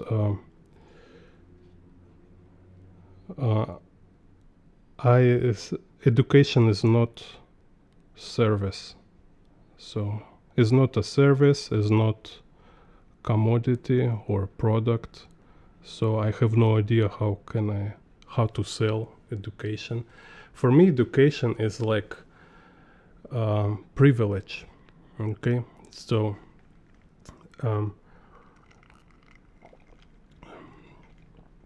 it's definitely like elite thing. So this kind of like gatekeeping people talking about, I only understand it in a way is that there is a filter, like most of people, they don't want to learn, they just want to enjoy their life, you know. And I don't say they're like less people because of this, they're just different. They just want to eat, drink, I don't know, have fun. And there is people who want to be more sophisticated, you know, just like constantly learning something. Whatever, you learn this, you learn that, like languages, crafts, whatever, you know, science. And these people, yeah, they're elite. These people, it's elite. And it's always intellectual, you know. You cannot be stupid elite. You should be smart. And education is for these people. And historically, I think that's how teachers survive. They're just being like supported by elites, right?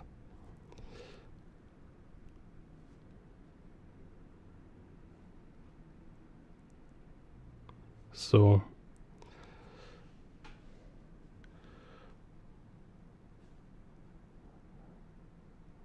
kind of education is what make elites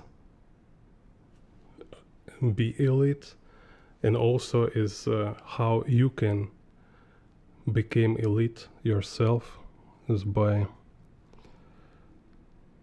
learning and by access to knowledge. So I don't know how to market it. Like, you can pay for access, but I can't sell access to myself when nobody know me, you know. So so then I just I guess I rely on people appreciation. So when they kind of understand how kind of I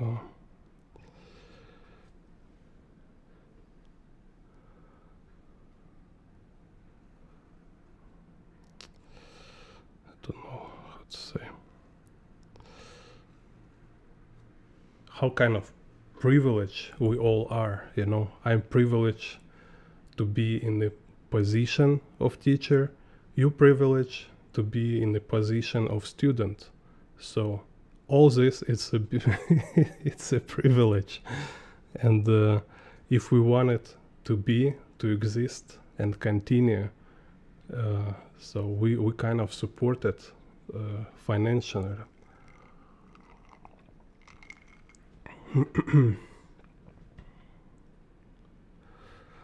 No, this is like watercolor paper. I don't know its brand. It's just some kind of cheap watercolor paper.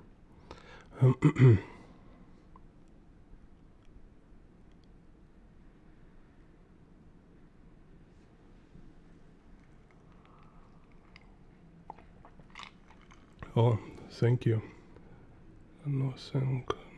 Nosen, welcome. Yeah, look around. You can watch my recordings. I think it's convenient to just kind of like move around and jump in the video.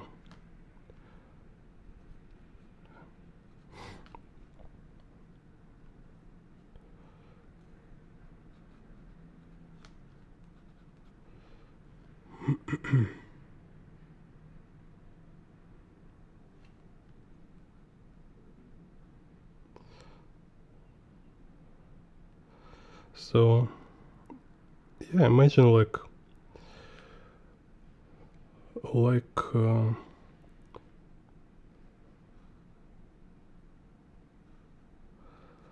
yeah, like a garden, right? Like we have a garden or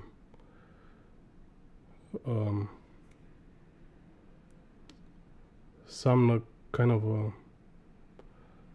natural territory which should be protected, like mountains or waterfall, right?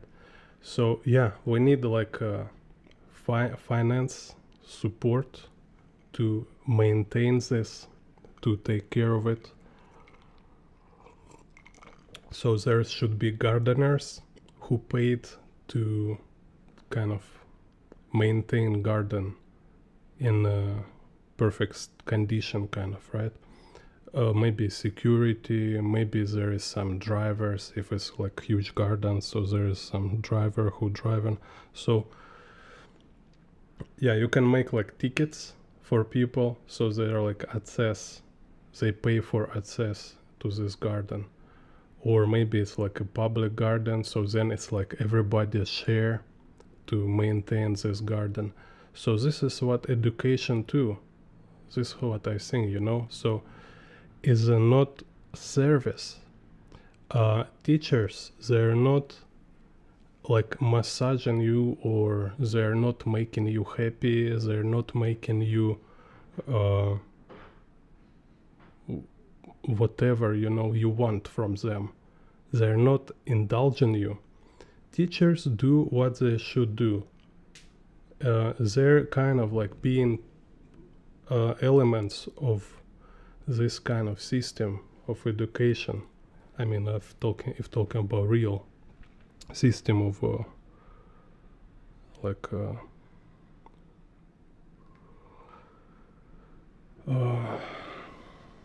culture, kind of, right? And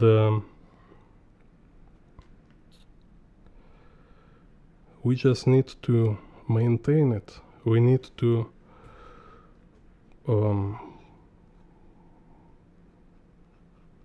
kind of like feel it, provide it with funds, and also with the people, like it should be new people, like new teachers, new students and stuff.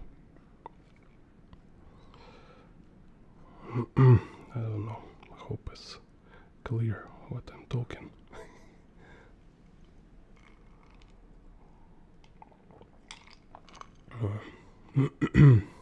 Interesting. So you're from USA and you know Victor Tsoi? I'm surprised.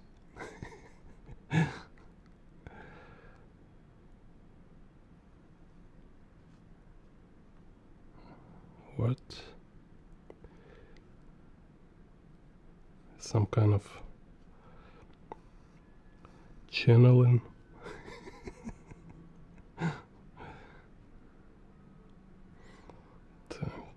Anyway.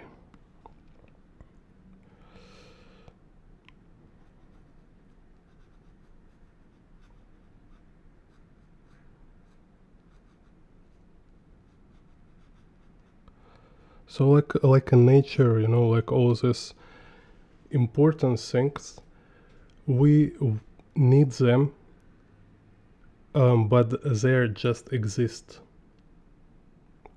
So, and elements of this system, best they can do is to support their existence, and what we can do is to contribute to make sure this system will continue to exist. So this kind of institutions, like arts, like, so there is like maybe like art college, but there is also artists who teach independently, let's say. They're also kind of making this more fluid form of art institution.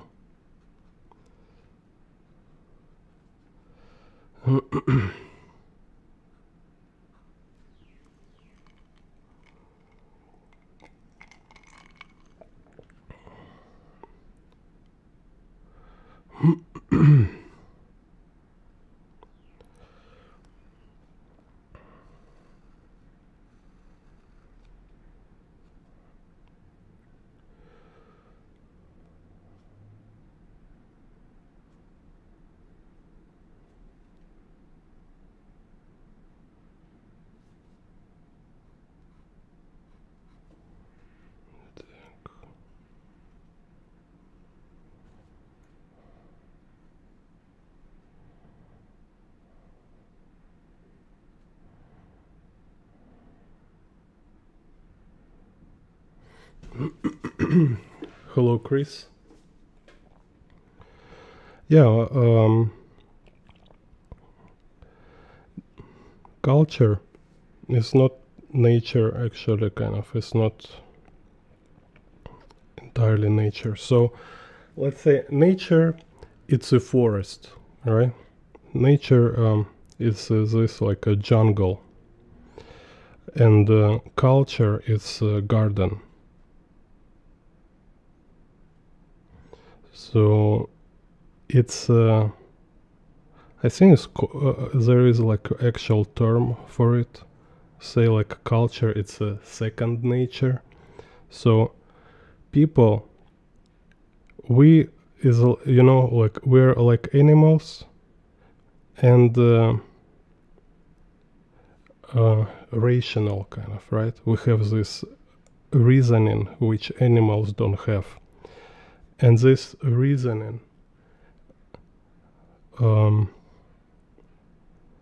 made us create second nature for ourselves.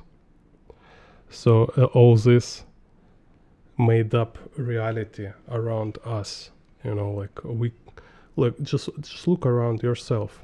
Say how much of your world you're living in is happen naturally.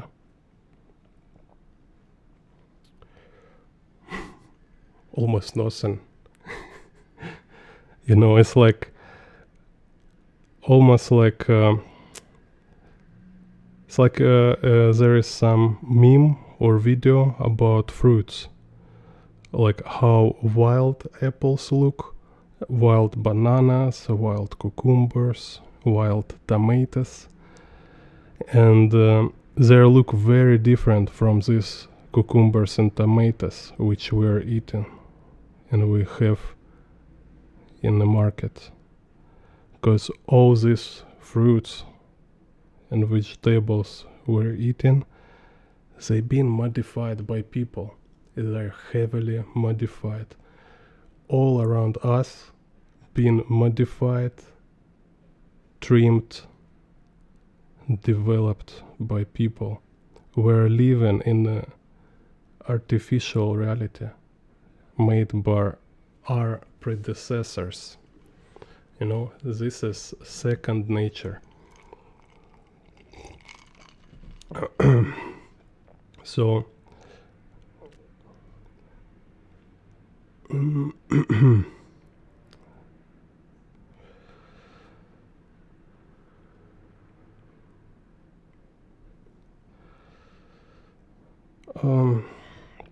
it's kind of like Jurassic Park idea.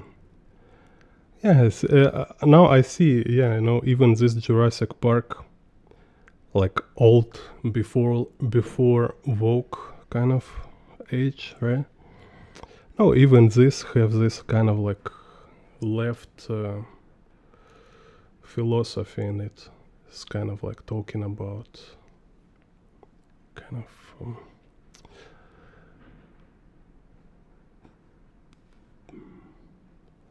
of like, I don't know how to say, like worship of chaos, or like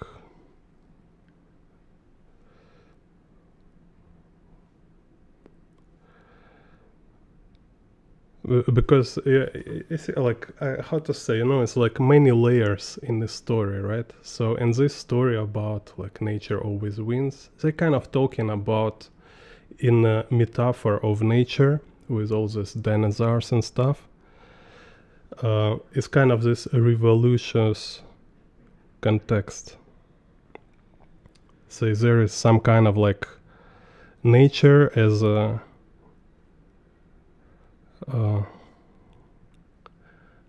being exploited, nature being exploited by people, by especially capitalist park owner, right?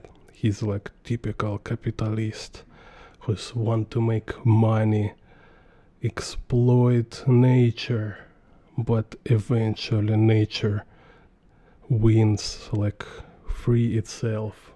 Tyrannosaur, like Bolshevik Tyrannosaur. It's kind of roar, revolution. So we should keep this in mind, So it's like, it's no like a wisdom and like deep philosophy. No, it's pushing particular philosophy in the stories. And I was like, so it's kind of like kind of little black pilled maybe, but it was also very revealing just to realize that all these works which I was always think is pure art, and there is difference between art and propaganda, and I realize all this quote-unquote pure art turn out to be just like straightforward propaganda, So it's always underlying kind of argument. It's always argument for certain point, to like selling you certain philosophy. It's like it's a good movie, like good artwork always have this aspect of pitching certain worldview, even if it's like abstract picture. Even abstract picture, like you can look like this, like history of like boom of abstract art with all this Pollock and stuff. Even this was kind of deliberately produced on a political level. It's kind of like, what we don't want to think about it. But okay, up to you. We always can choose how much we want to open our curtains. Like, it can be scary.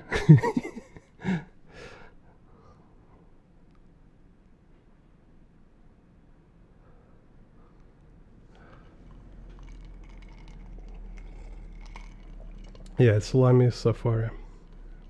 Lamy Safari M.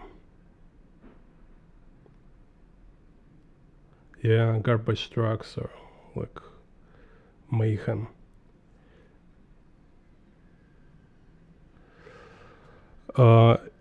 It's my plan, I think, maybe drawing Spider-Man here, but not sure.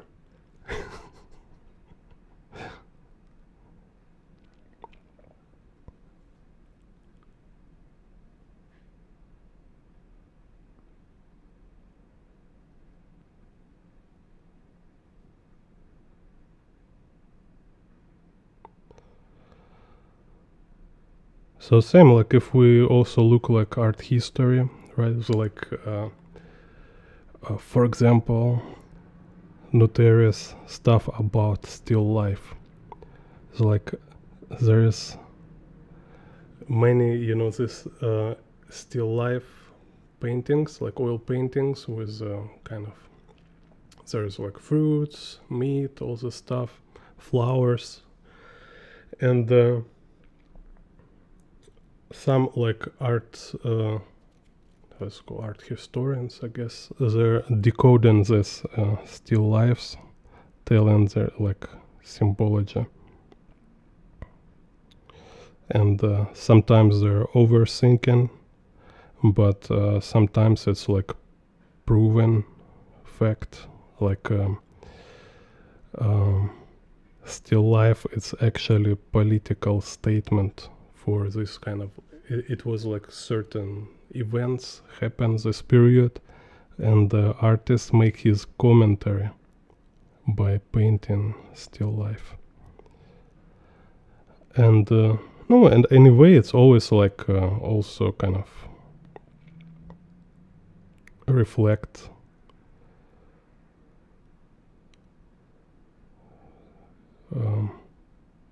current time period,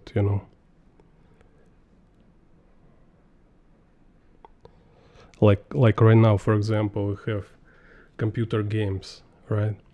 Like after 100 years, people who have no idea about all this current information conflicts, they will look just computer games and see just characters, and will only read like inner stuff, like you don't understand all this codes about social kind of, like don't understand this links, references.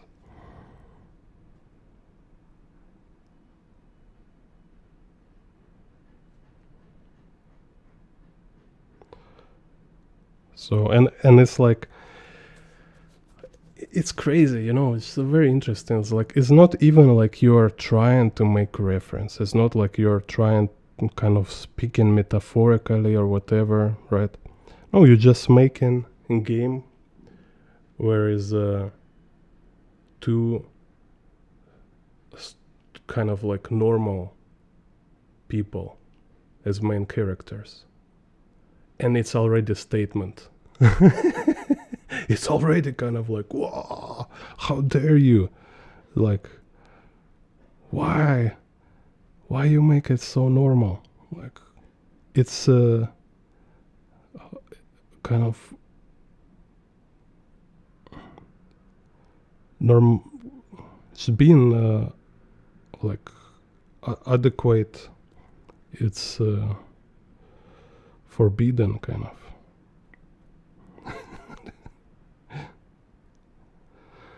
So like what I like about pragmata game, yeah, everybody talking is like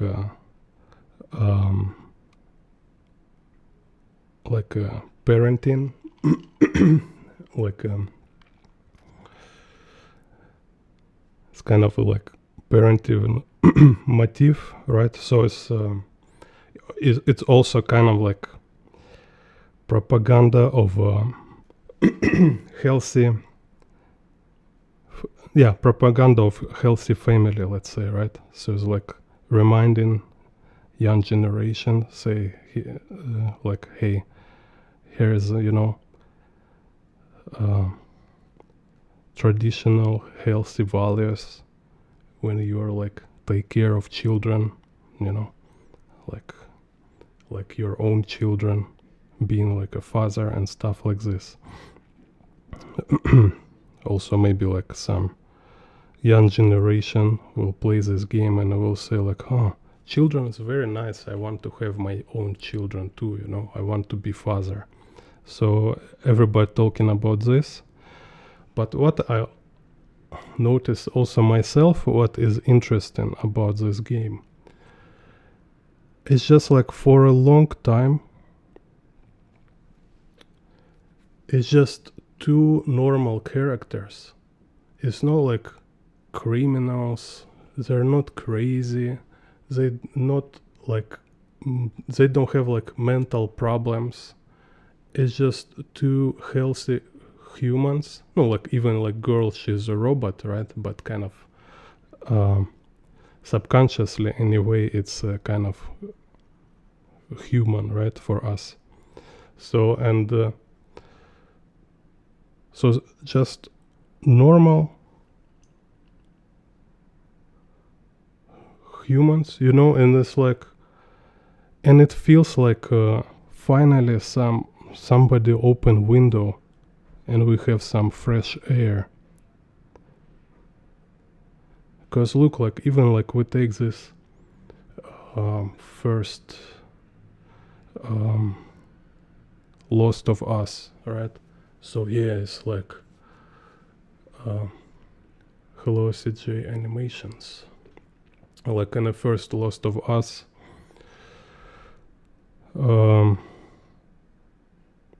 yeah, is a girl have like PTSD, like she's kind of probably unrecoverable, like traumatized, like she's gone. And main character, this guy, I forget his name, like he's basically he's no good guy. He's a criminal kind of, so I would say he's a good guy. Yeah, they make him kind of, and definitely there's some kind of no, he's this typical type of character who is comparably good. It's like everybody around so bad, so he's look like a good guy, but he actually is not good too. He's crazy, like very selfish, like maybe even like narcissistic, and also lost his mind. And here finally, like this in Pragmata, just normal people. Yes, hey, look. Normal people also actually very cool, you know. We don't need to kind of identify with deranged psychopaths.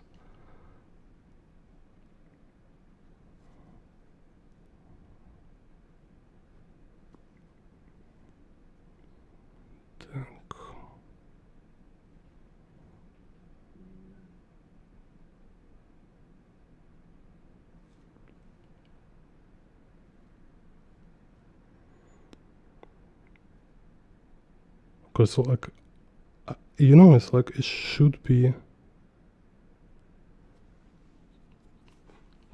it's kind of interesting, right? Like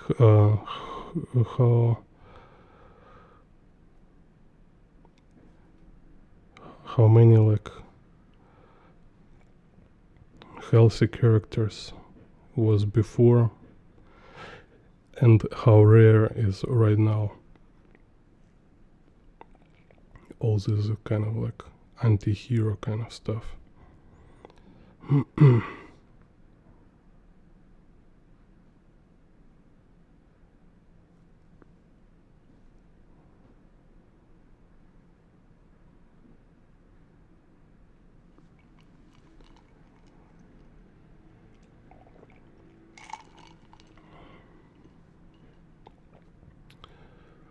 Yeah, so do you like your Lamy Safari? Так.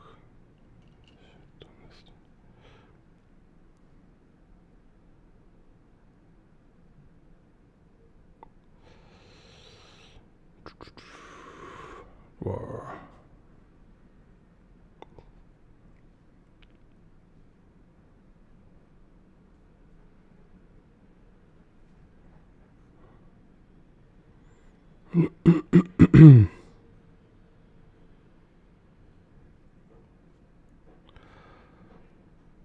Yeah, also like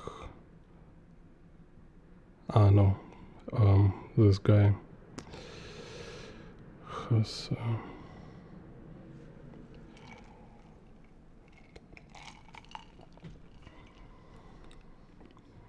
how's this guy? Just forget.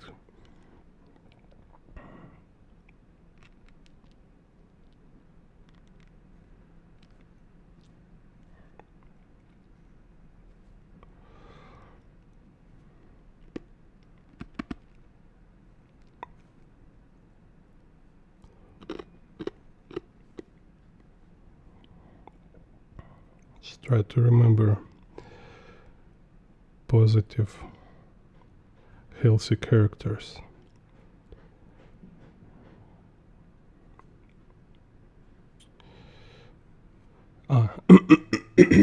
Jack Reacher, right? So, but even him is like, is like, and I think like a writer of Jack Reacher seems like he's very like old-fashioned based guy, but it's some kind of like a spirit of our age. So it's like he can't make like totally normal character. So even Jack Reacher, he has this kind of weirdness when he's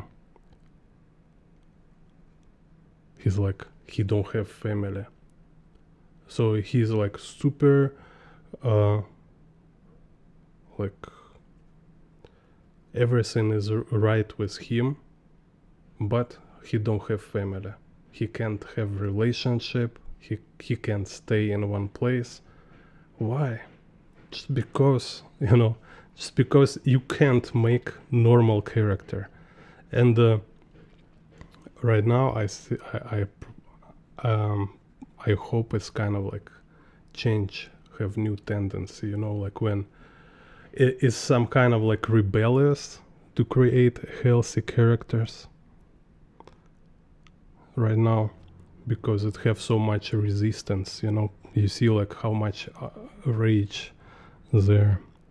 It's like, whoa, how dare you make healthy people without mental disorders.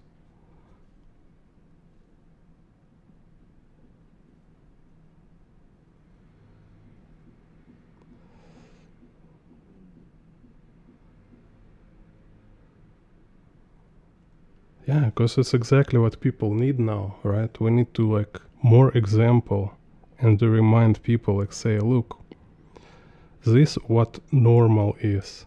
This what this how like healthy people looks like. So for young generation, we need more and more examples to show us like it's so many opportunity to be a healthy person. You don't need to destroy yourself. You don't need to lose your mind. Be yourself. Be like healthy, normal yourself, right? Don't destroy yourself. So we'll see.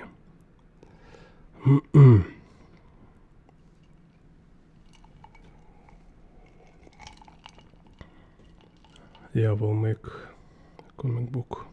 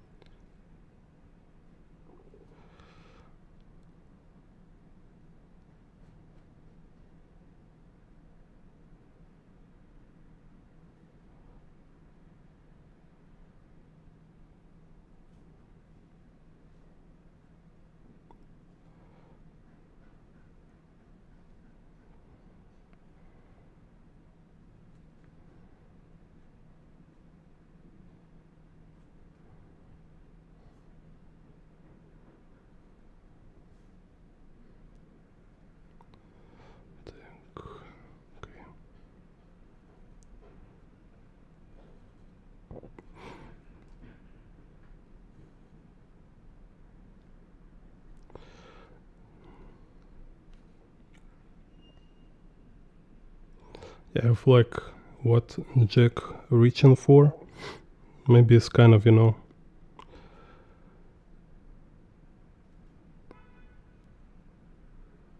reaching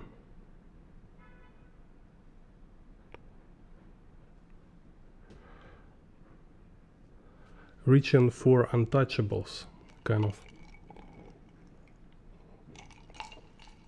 giants sitting on the clouds who think they can do whatever they want, and there Jack Reacher arrives and beats their ass. This kind of motif, I guess.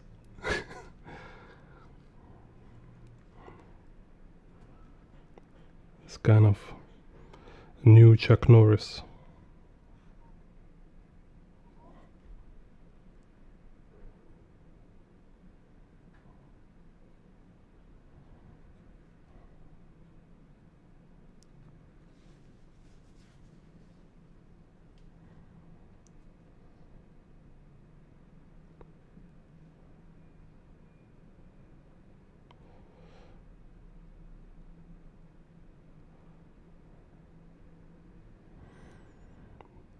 Yeah, I think it's like also deliberate play with this kind of Jack with a magic bean, also Reacher, Breacher, and Preacher,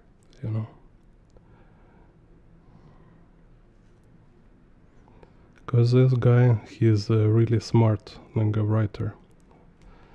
This writer of Jack Reacher. I watched also interview with him. Cool guy, I think. That was cool. Forget his name.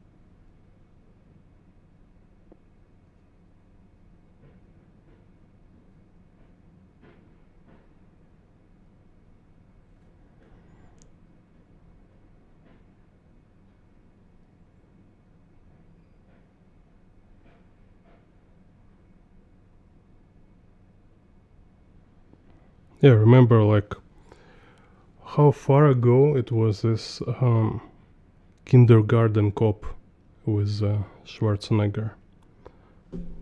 Kind of pretty based, kind of like, yeah, we have like main hero who was weird.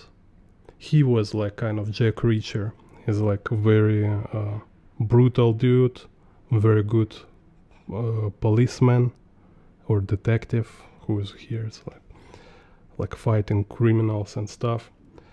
And then he learn how to be family guy. In the end, he have family. Perfect, right? How long there was no movies like this?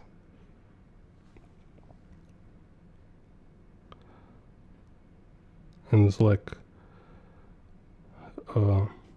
it's not boring, kind of. You can make a very good action story with good characters. With the characters who will be like good examples of normal healthy people,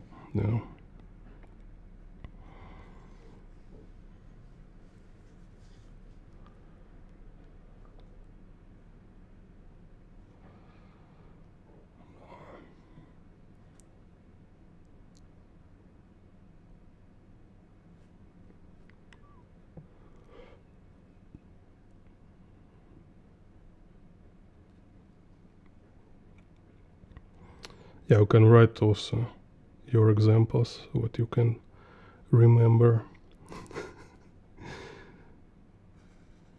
Good movie where people is not crazy.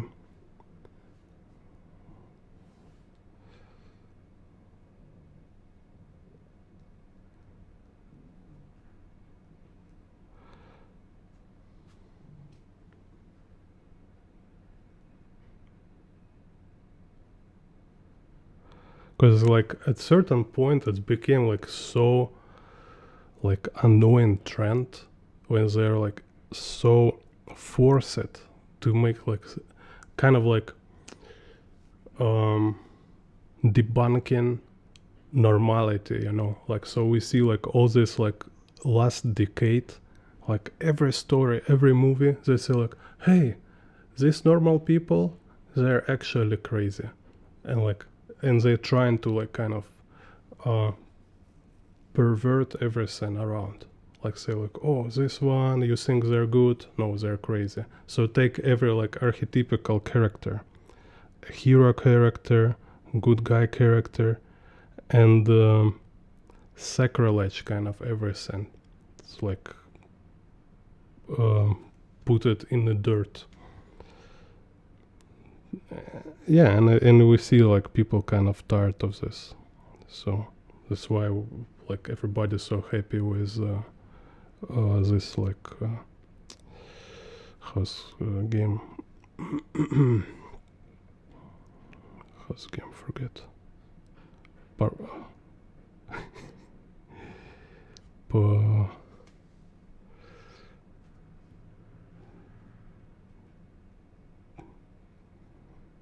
just forget what's the name for the game. Pragmata. Yeah, because like no way, finally normal characters.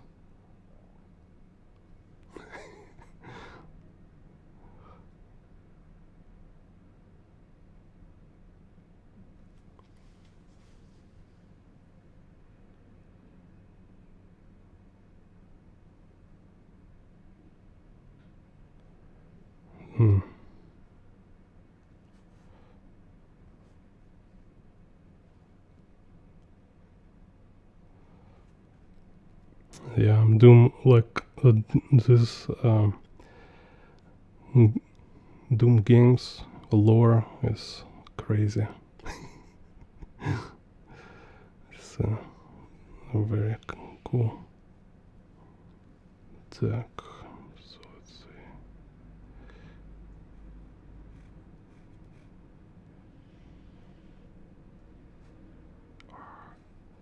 Okay, we'll be here. Is the one point.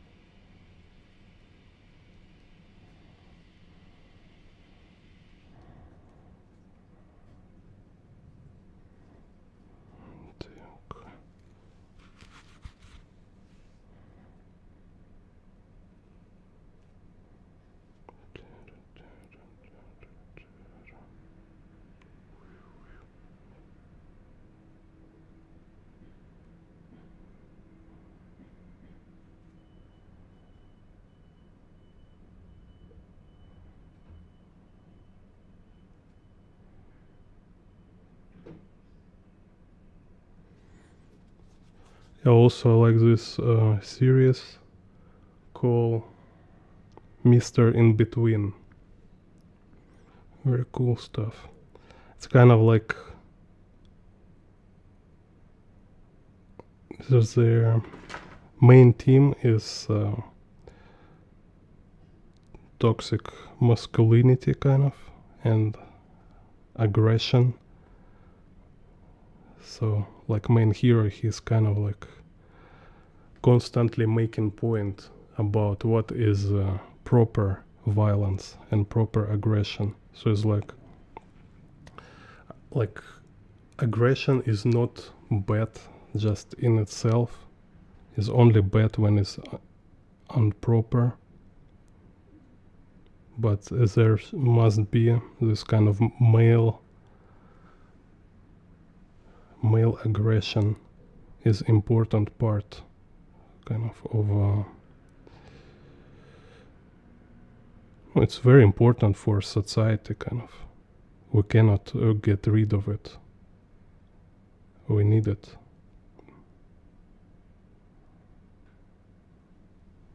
So I recommend check out Mr. In Between. And as funny as like director, it's actor who playing main character. So he's also director.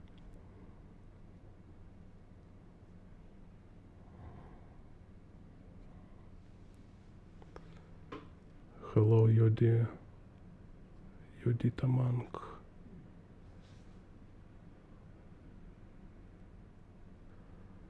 Yeah, Hot Shots is cool. Super movie. For sure.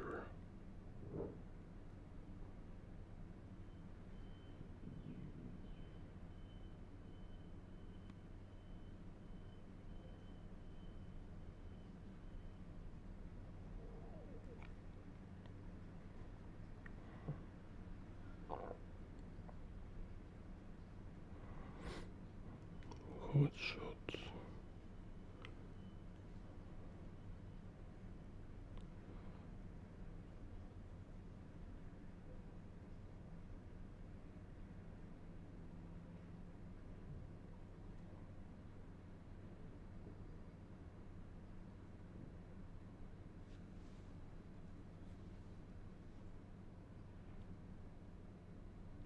Yeah.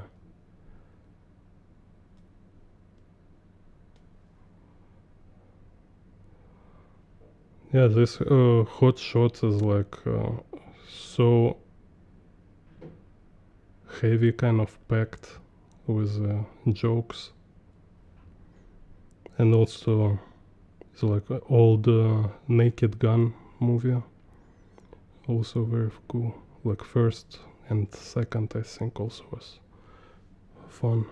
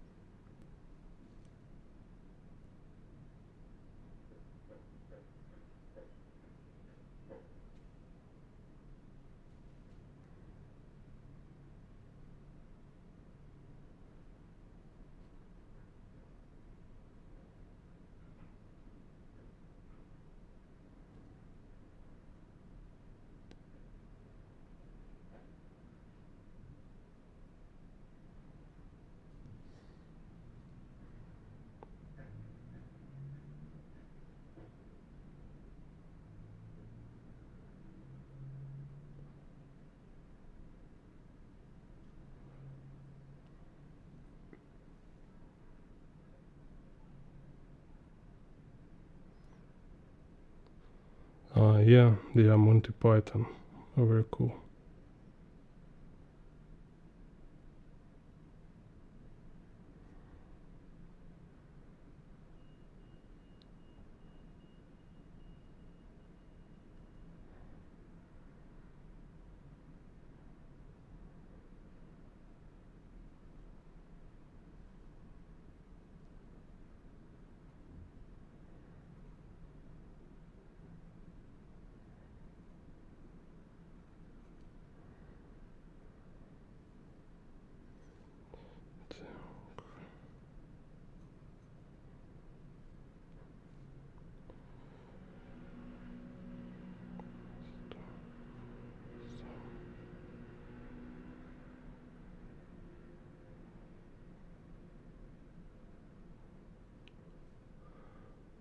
But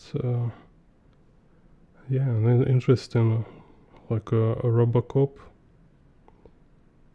like first Robocop I watched in the childhood, like I almost get PTSD from it. Was like, what the hell? It's like first movie which shows like evil so realistically.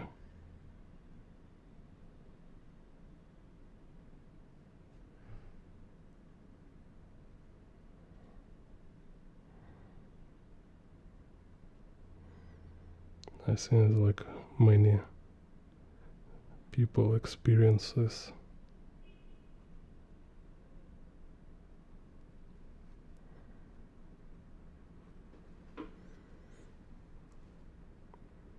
Так.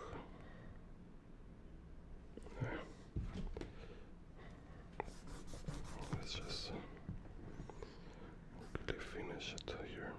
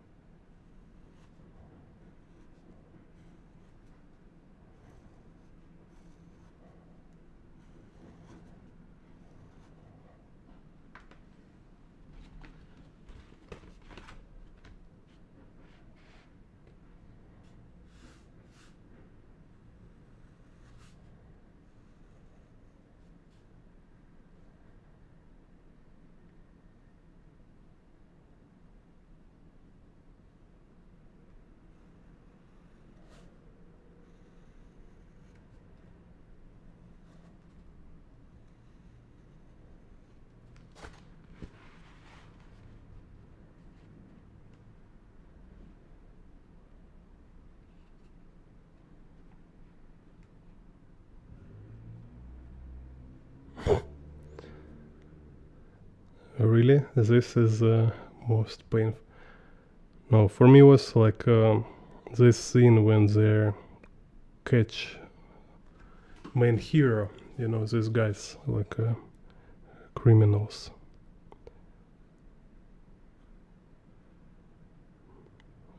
Kind of disassemble main hero. I was like, what the hell?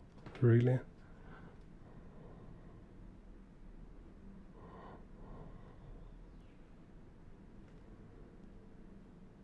It's like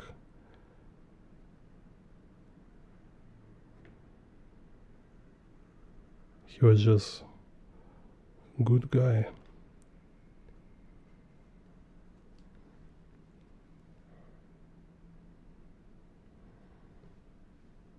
Так.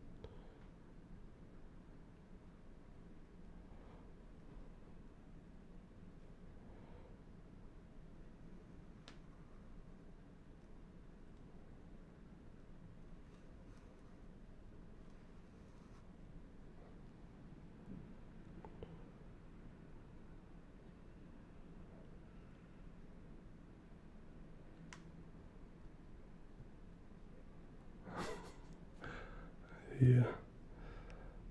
Yeah, no, it's like you're watching like you think it's like, oh yeah, cool, typical action movie. It's like main hero, he is like Chuck Norris kind of good guy, kind of catching bad guys and stuff. And there's like, whoops.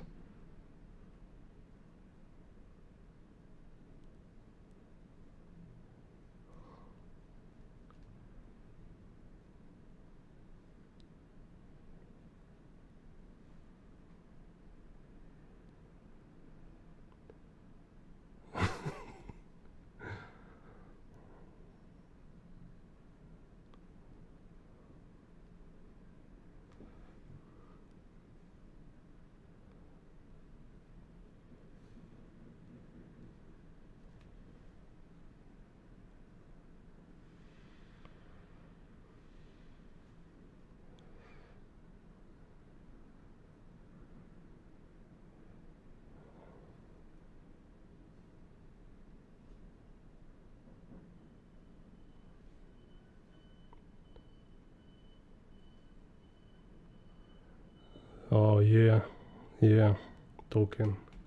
Speaking about at 209.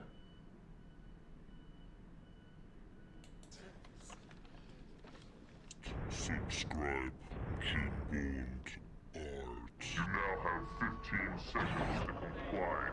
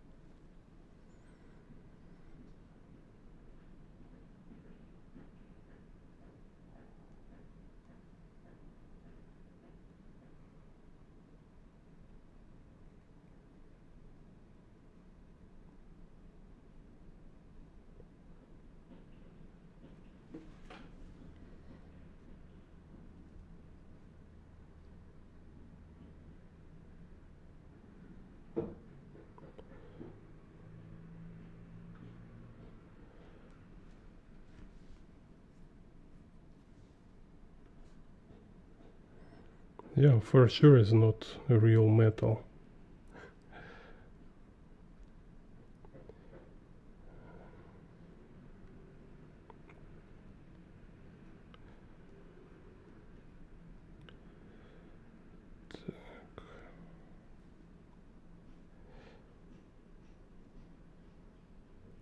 This must be too heavy if make him from your real metal at 209.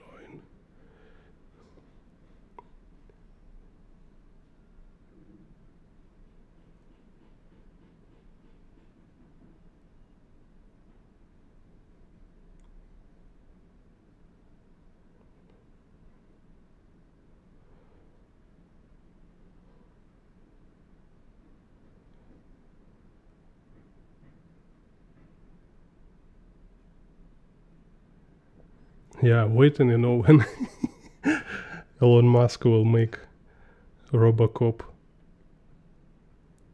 He will say like, okay, yeah, it's obviously next step after Neuralink. Say like, oh, you didn't read this small kind of text in the contract. They say like, when you die, we will use your brain for police robots.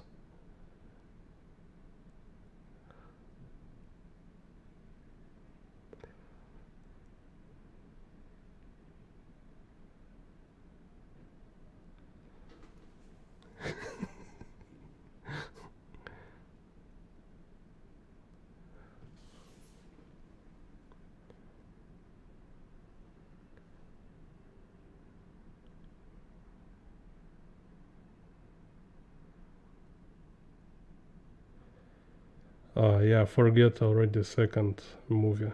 Need to watch again.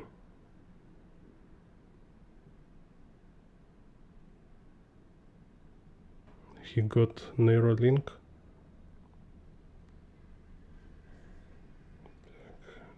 So here, some visual noise.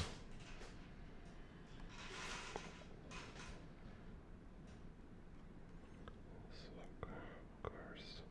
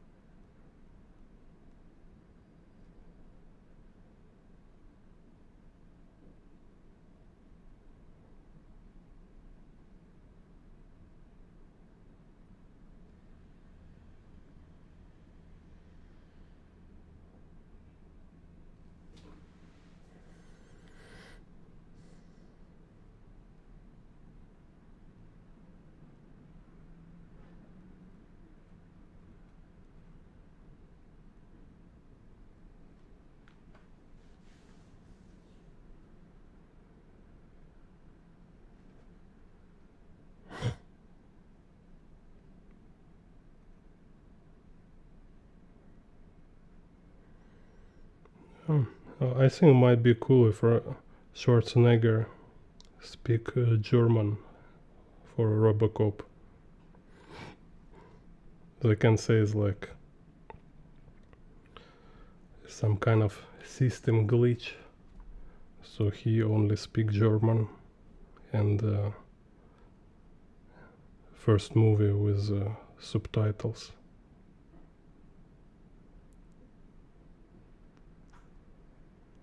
And he's like, nicht.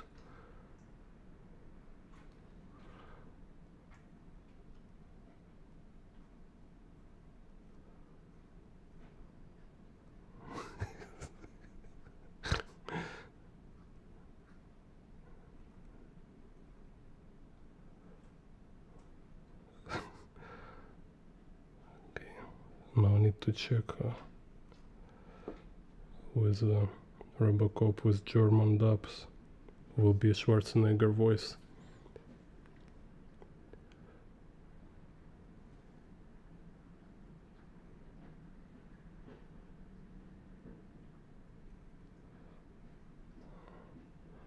Yeah, he like for Robocop he can only just, it's enough will be just, you know, make this noise. Schwarzenegger moaning kind of like, ah, I hate criminals. Ah.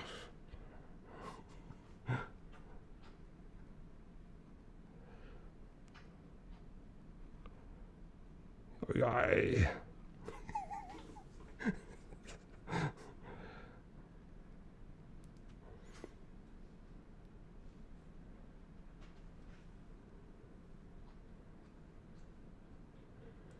And there's like Robocop soundtrack kind of this, you know, you can hear is like he's walking like and it's like yeah.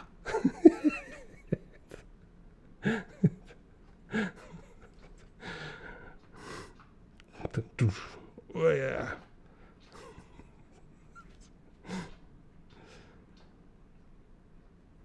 To the chopper.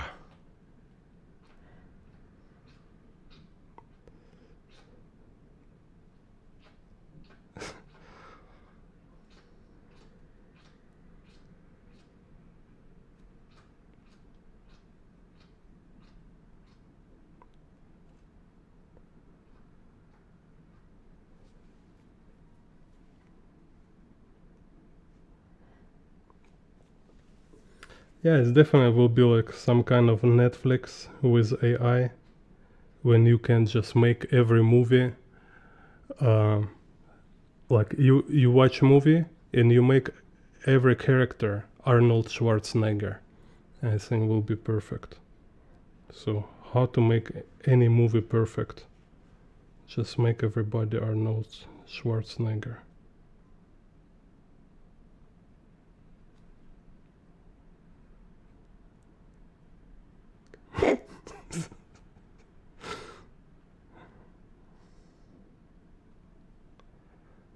will be like Alien versus Predator, like Schwarzenegger versus Schwarzenegger. And it's like, wow.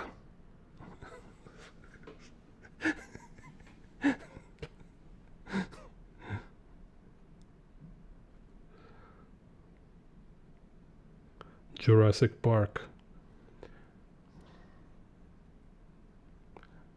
Everybody to the chopper. It's Arnold Schwarzenegger. Get out of a cage.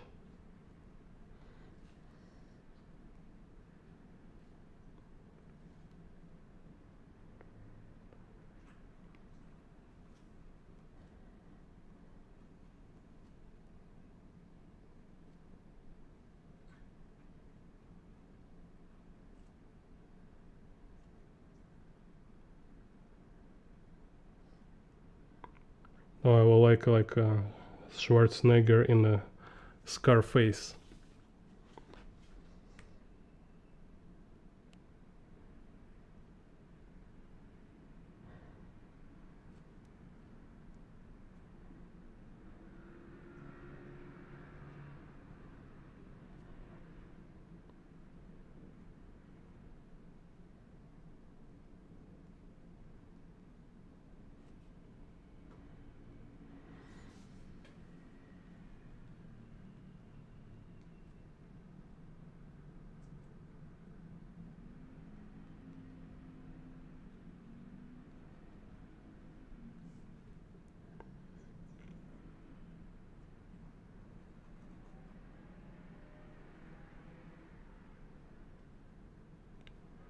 Also,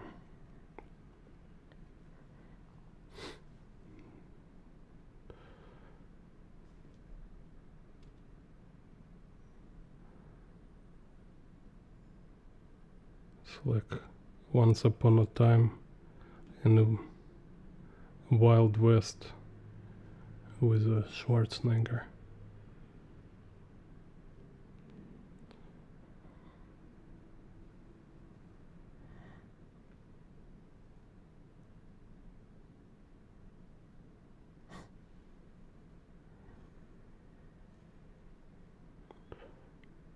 Dum, dum, dum, dum.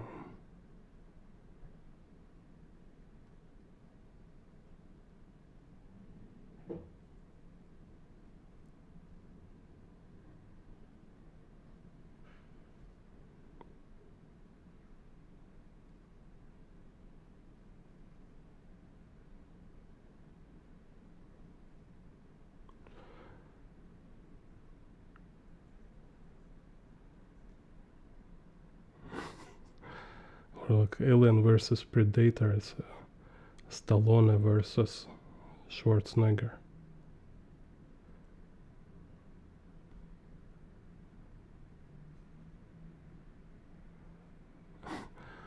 And Schwarzenegger like alien kind of, right?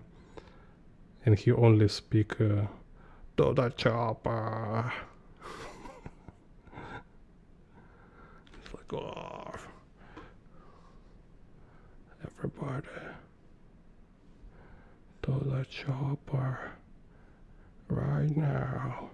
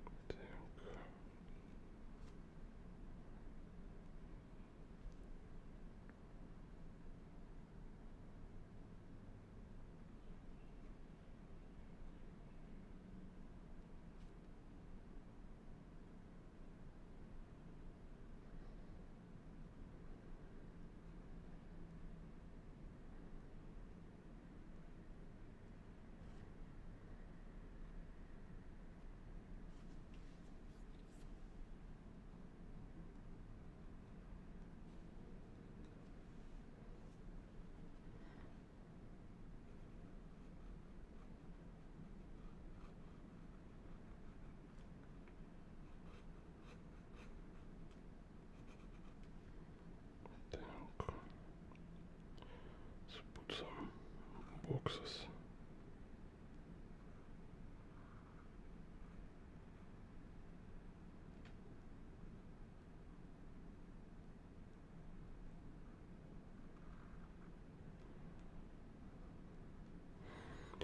Yeah, first Godfather, Schwarzenegger playing Vito Corleone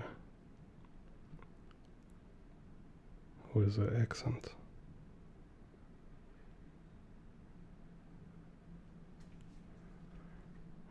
Wow. I can do this, it's too funny. It's like,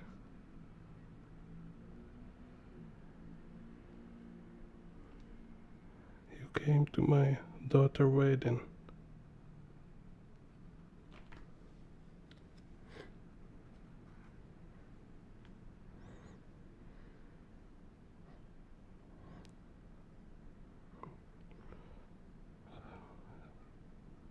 And I don't know, it should be seen every time. It must be this line like to the chopper.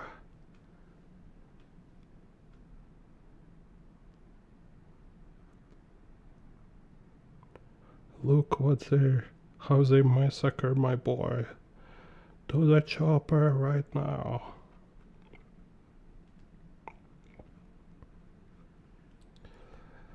Yeah, crazy.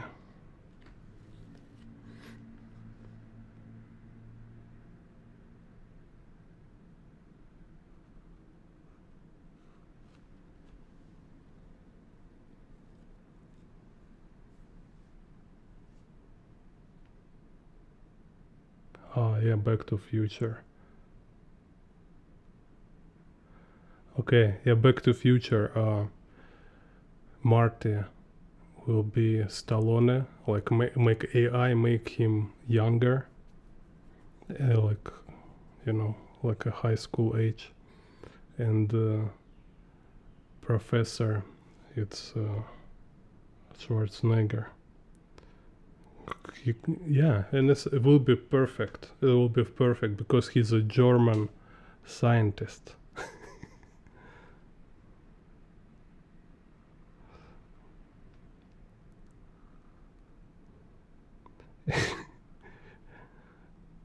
And it's like, and it's make us like more meanings, kind of why he make time machine.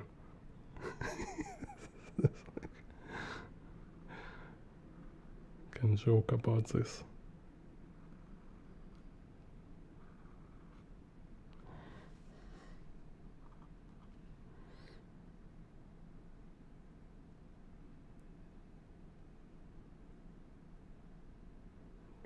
It's like he is, like he kind of initially he have different plan for time machine, but because some accident, he starts this adventure with the Marty flying and is around saving his family.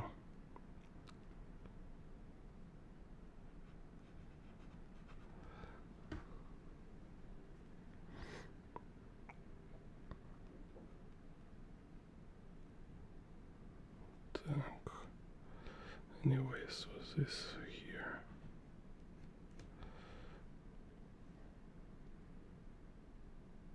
Some kind of cloud here.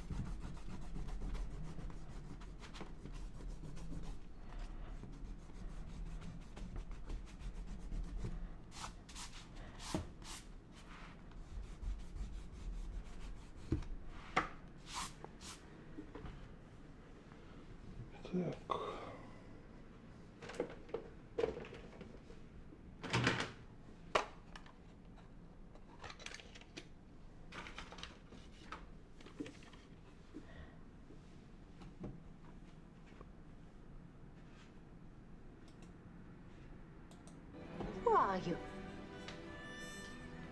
My name is Bond. Jim Bond.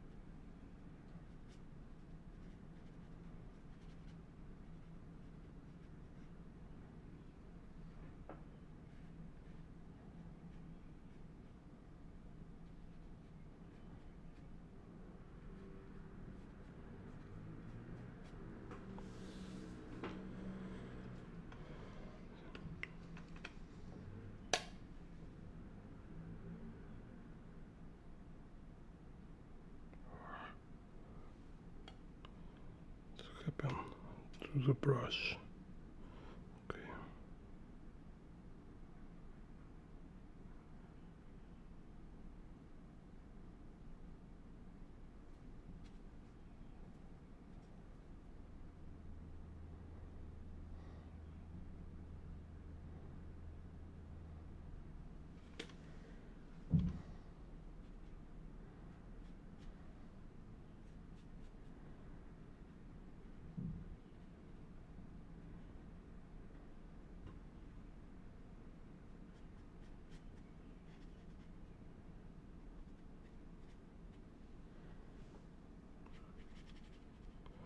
Anyway.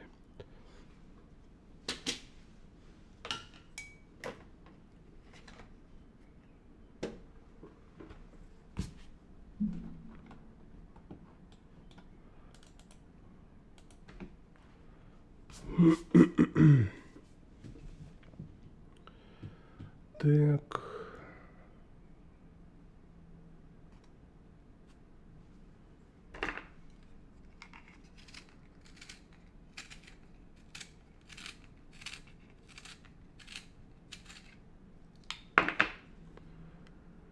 So let's see.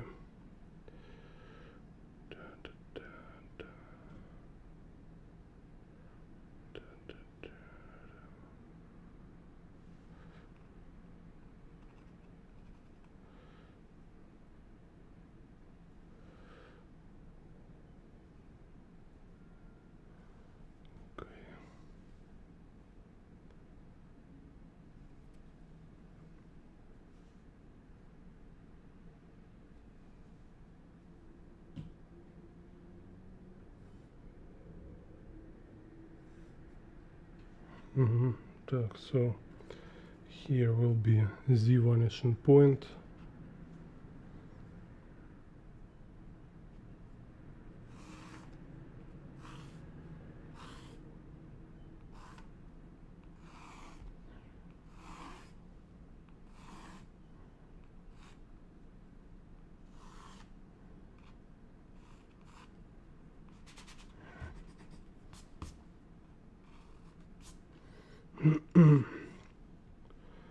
Так.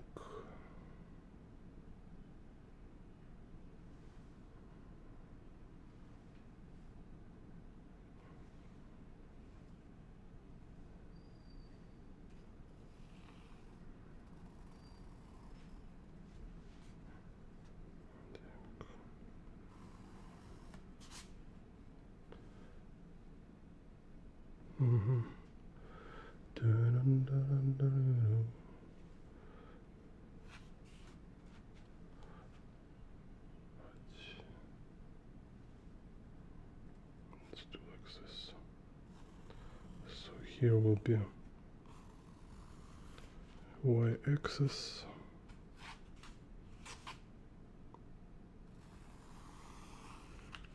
And here.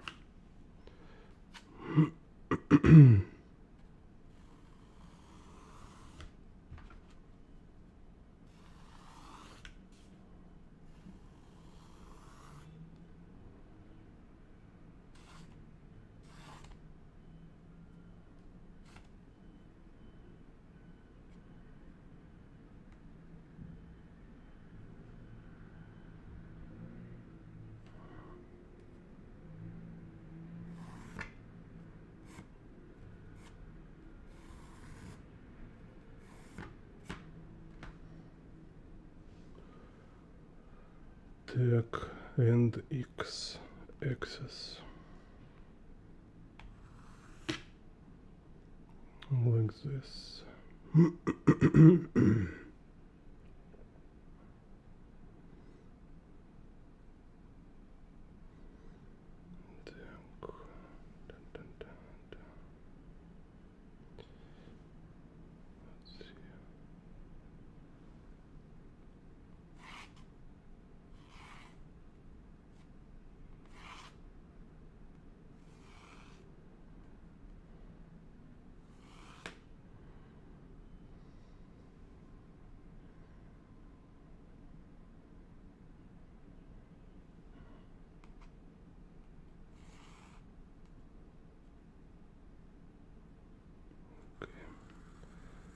here horizon line.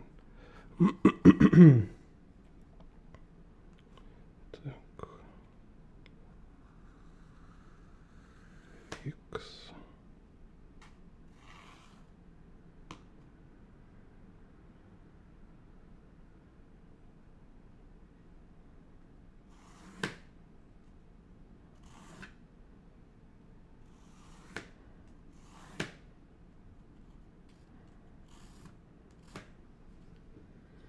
Okay, kind of this. So, and now we put objects. Yeah, also can find vanish and trace for stairs. So this y-axis going through the vanishing point. On this y-axis we find vanishing trace. Так, let's see.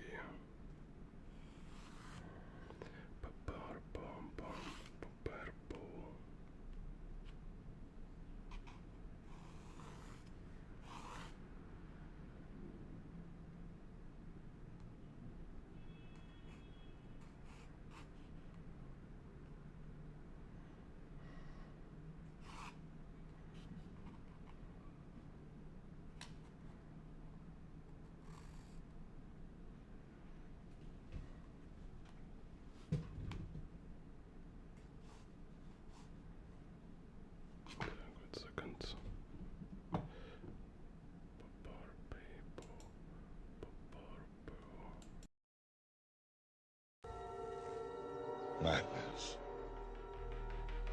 This is Jane Bond art.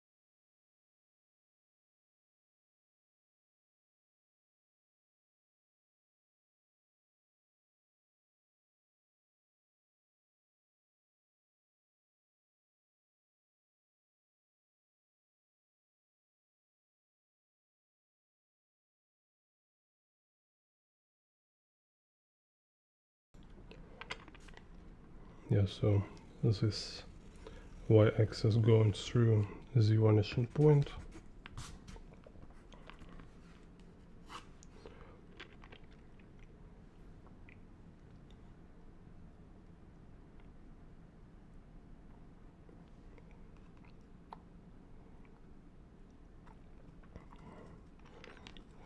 So vanishing trace will be let's make here vanishing trace.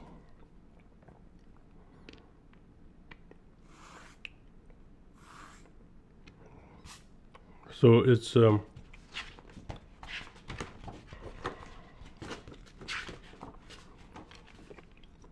for a stairs. So if our ground go here to the vanishing point, stairs have its diagonal line going to vanishing trace. Right, same kind of like when we're drawing any tilted surface like rooftops and stuff.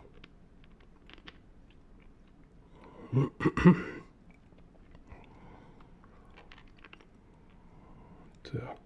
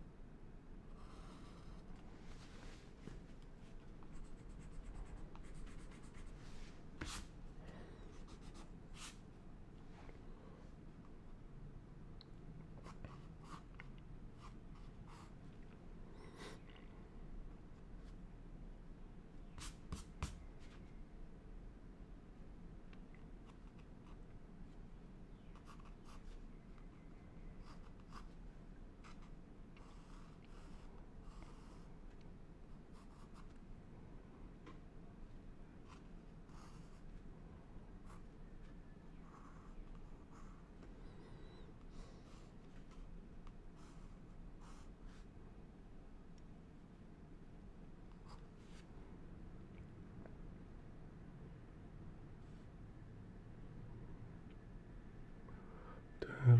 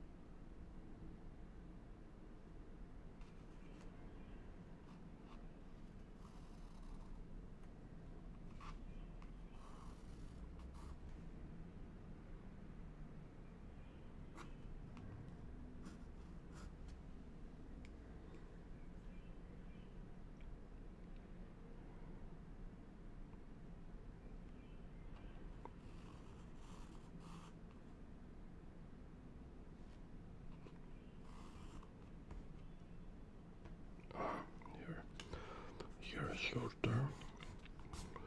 Dun, dun, dun, dun.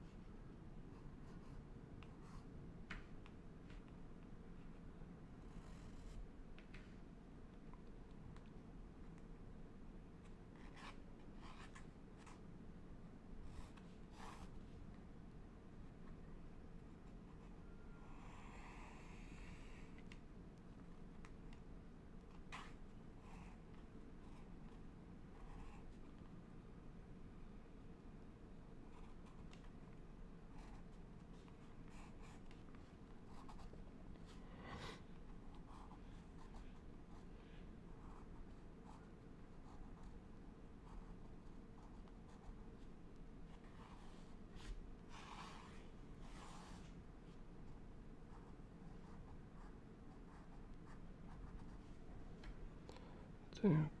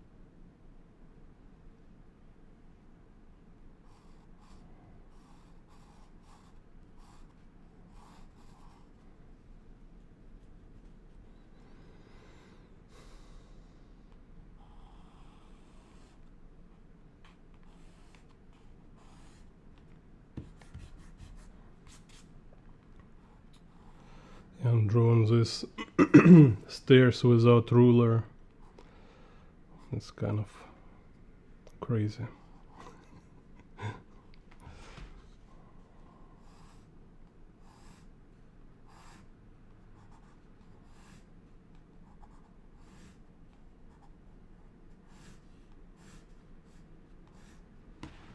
So let's try radical freehand.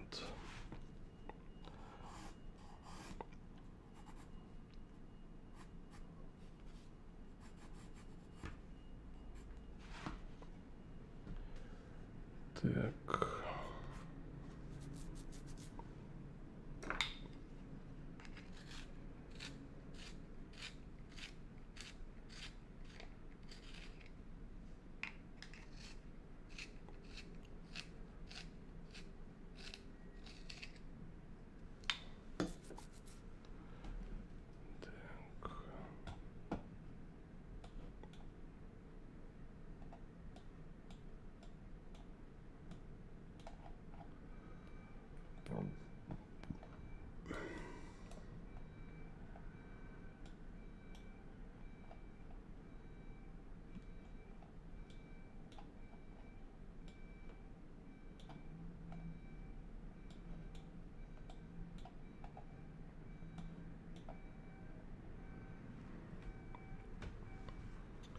Так, let's see.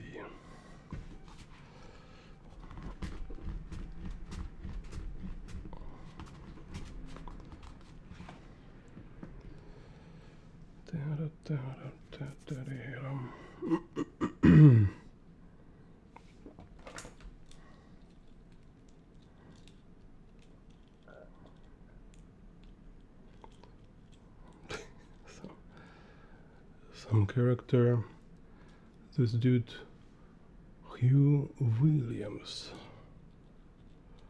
walking. Так. Stairs.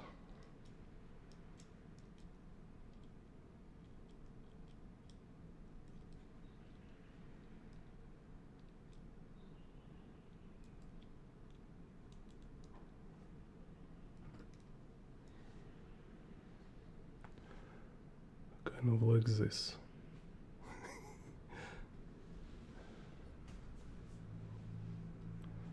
Так.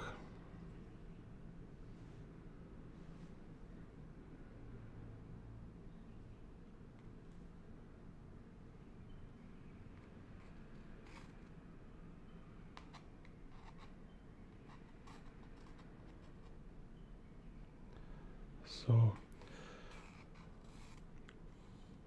let's see. Dun, dun, dun.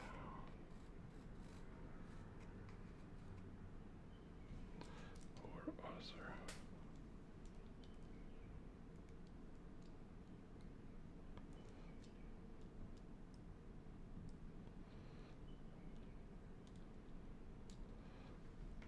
Or like this.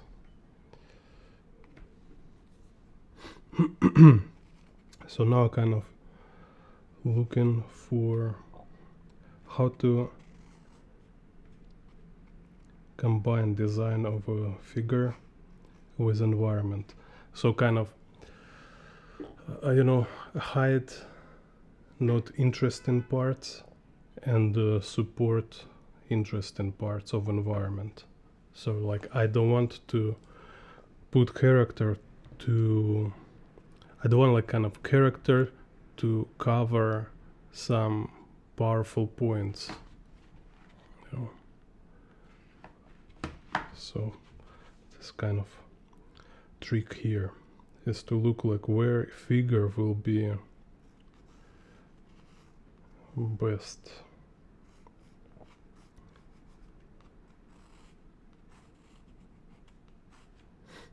Let's say maybe about here.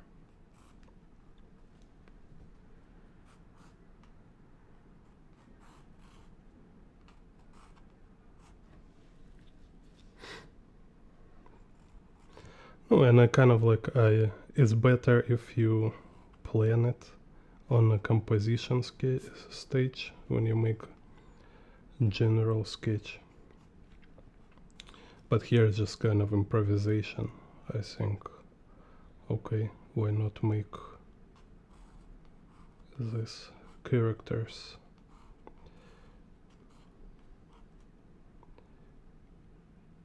Так.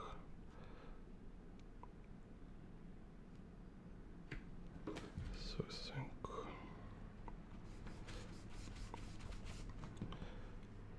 should be bigger.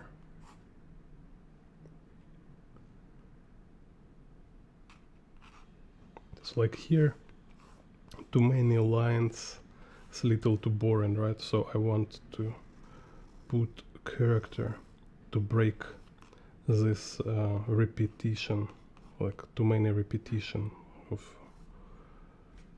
parallel lines. Так. So here.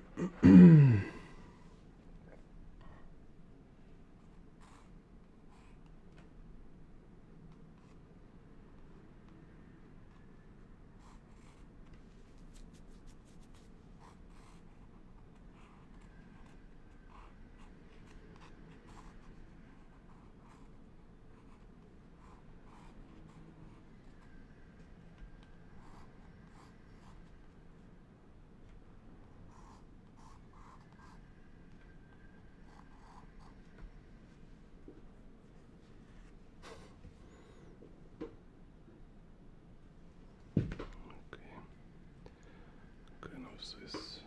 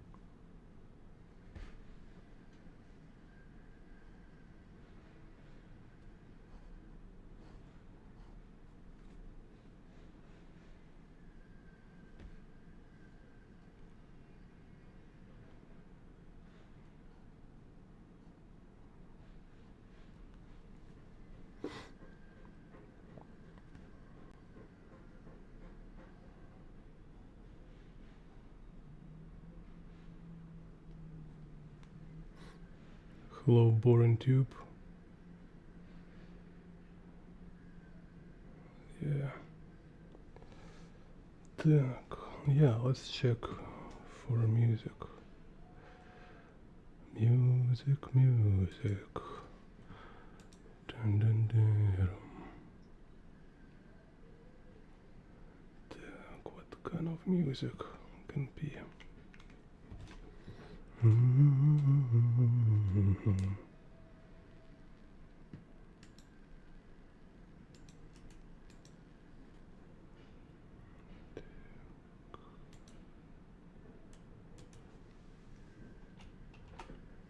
Oh, I know.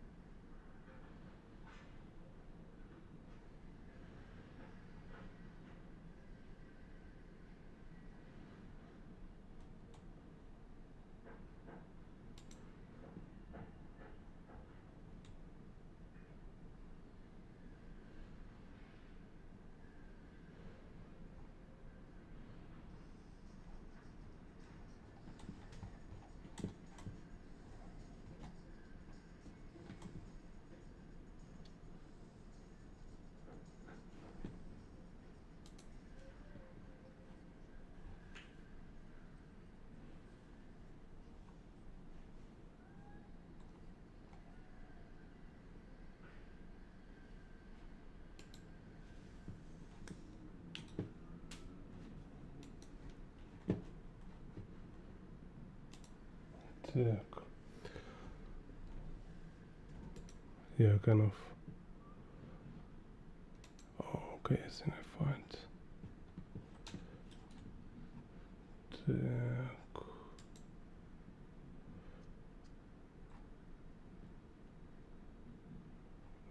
Вот. Okay, I find. LOL.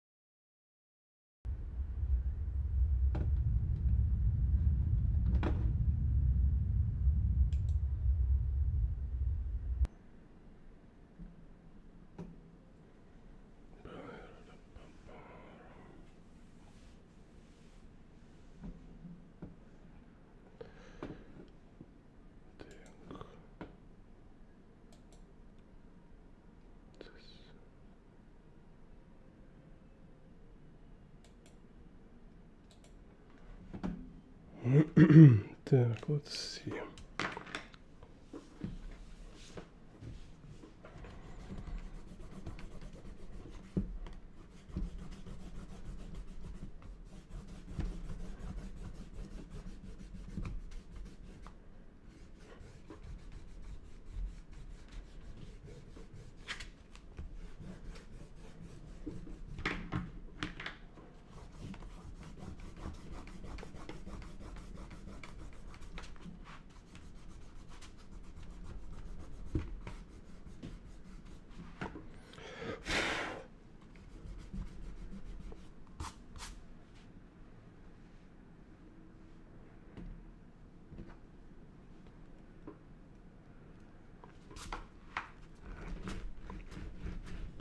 Так, let's see.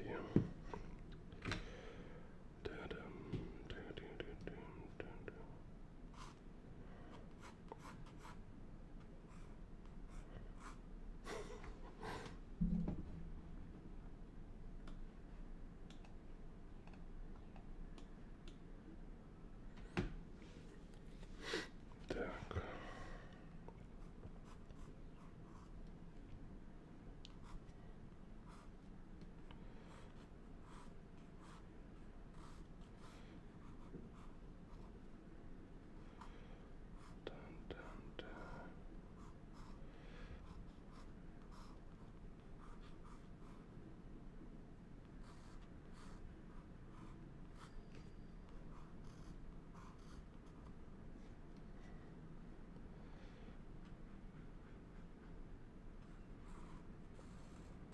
Yeah, it should be more distorted.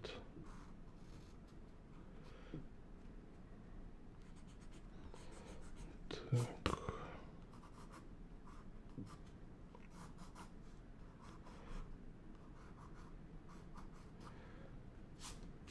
Distorted perspective.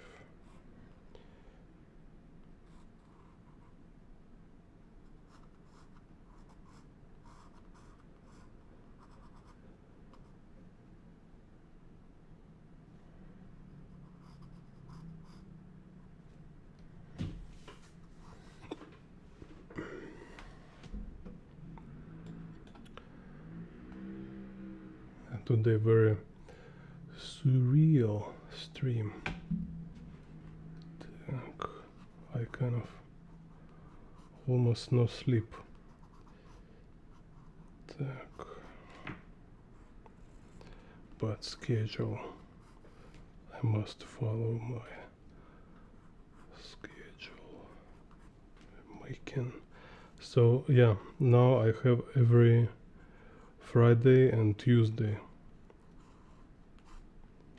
Watch my live videos. Soon will be new tutorials. So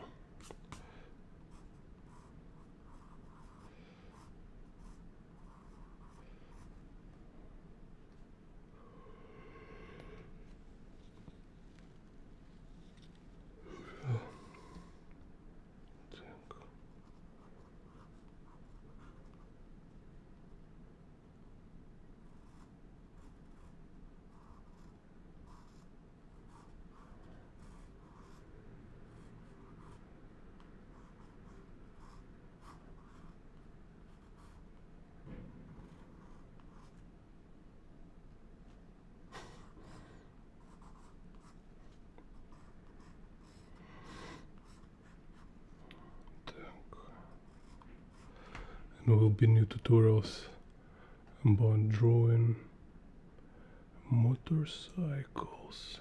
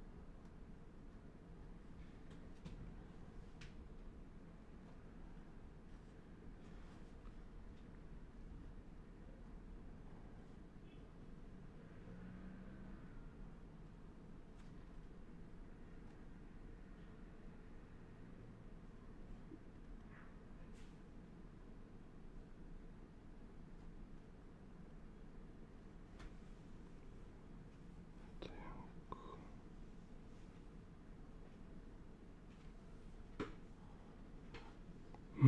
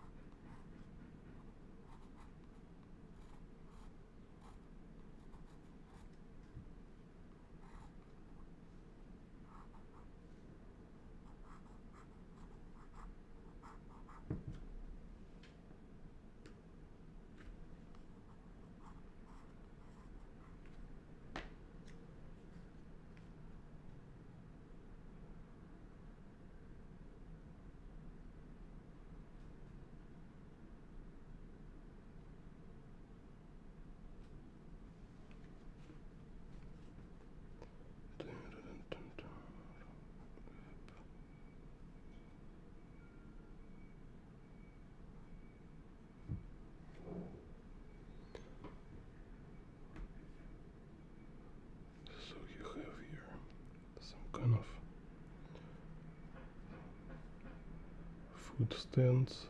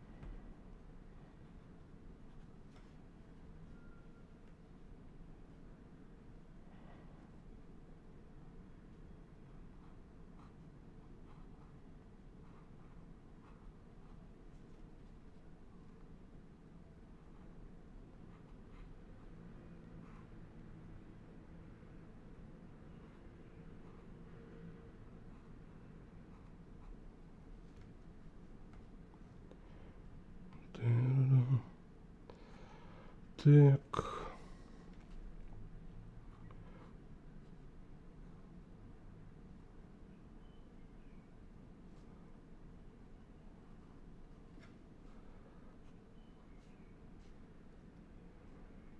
Almost done for today.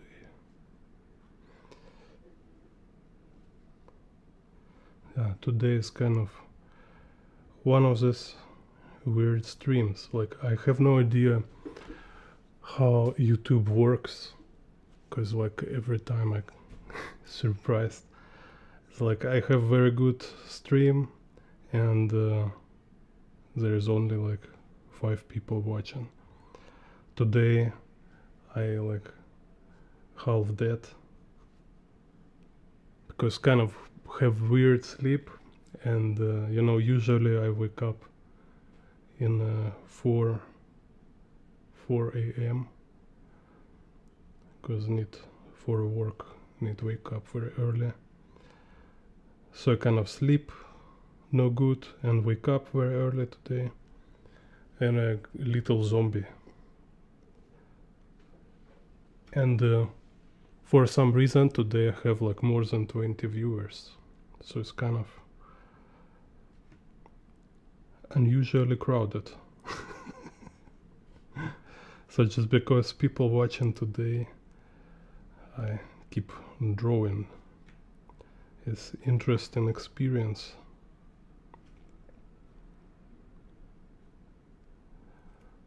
Zombie artist. Cool, thank you, Minason. No, I mean, this kind of case when like whole stream I draw and I'm like, oh my god, it's so bad. Like, I just want to off a video, but because people watching, I said, okay, they interesting kind of. People interesting for some reason. Okay, we'll keep drawing. So, and like sometimes it's really good drawing, but you feel like it's horrible. Sometimes, I don't know. So, but what definitely true, it's important skill, important habit to always finish your drawing, right? So in the beginning of stream I plan to make 2 pictures, so I'll just like keep drawing 2 pictures today.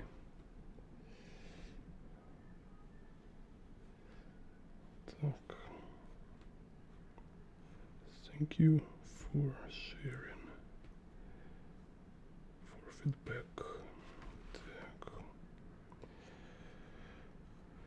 Так.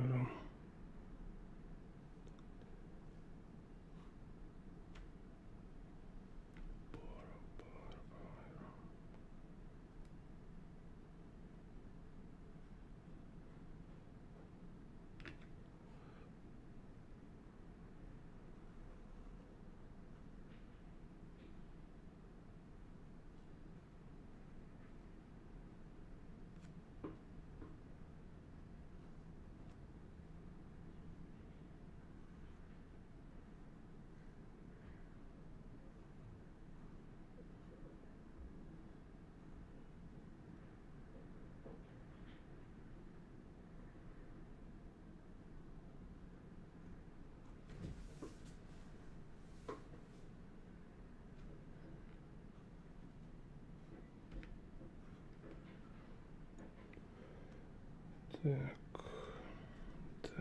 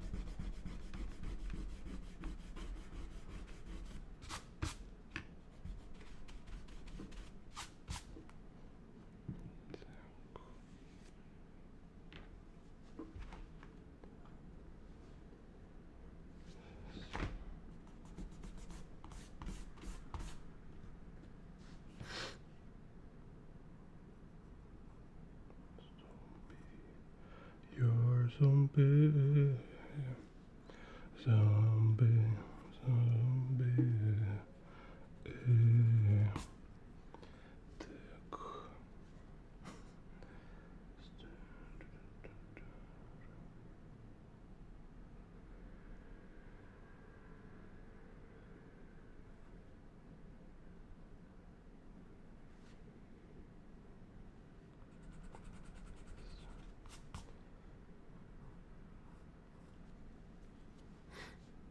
Так.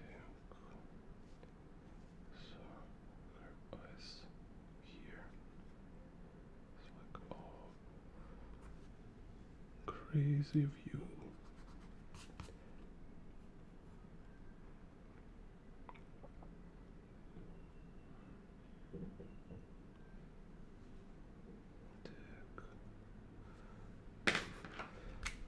Так.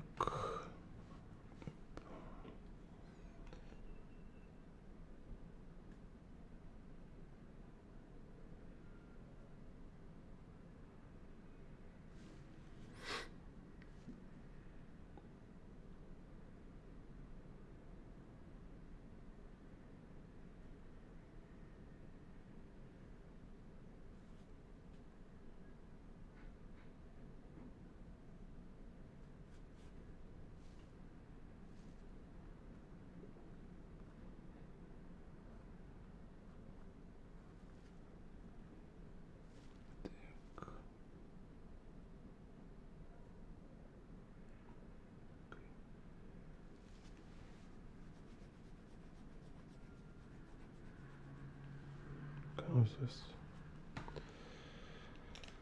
Так, put some watercolor.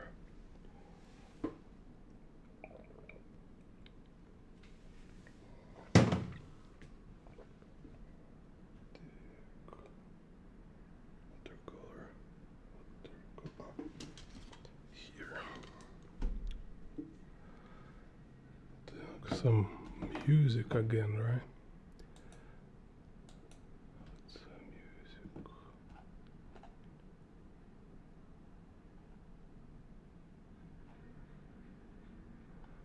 Music.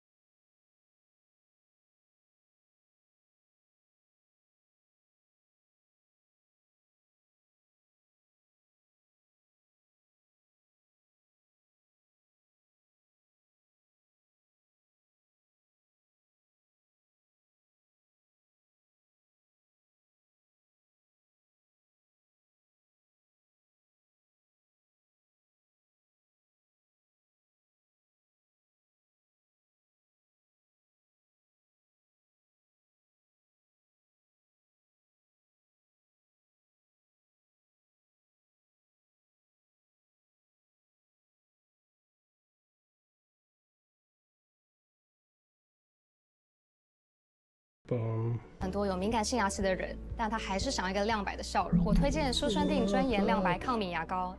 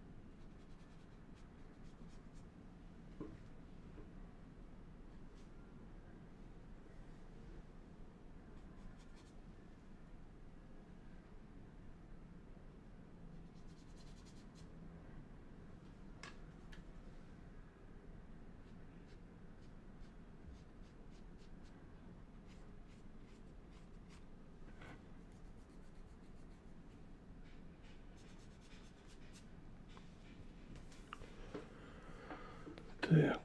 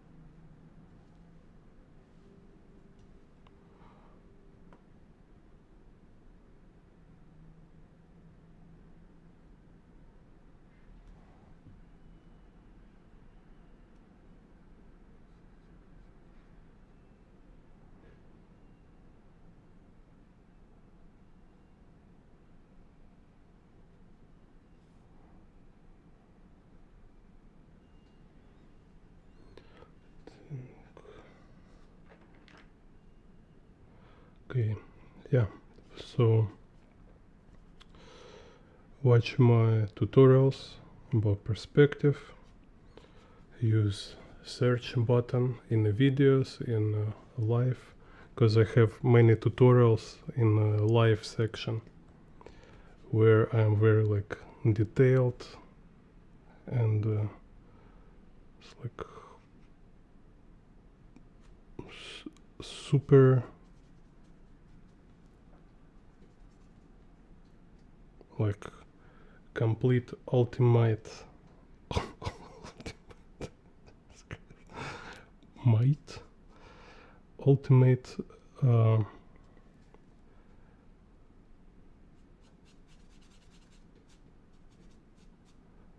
explanations of every type of perspective.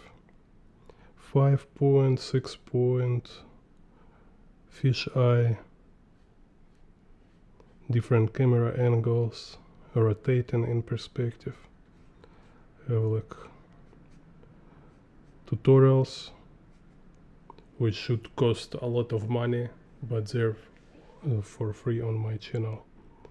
So, and if you want support and contribute, you can donate some like super thanks or become member of the channel and share this video and write some comment, just what you think. Share, tell about yourself and give some feedback. Here some pragmata from previous stream, some other sketch.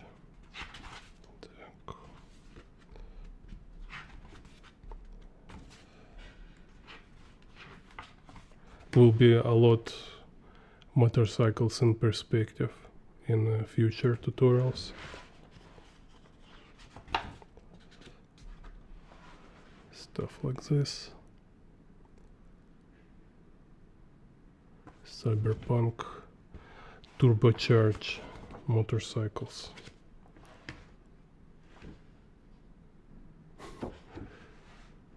Real stuff like that. Okay, so see you in the next videos, next tutorials. Like, share, subscribe, and donate.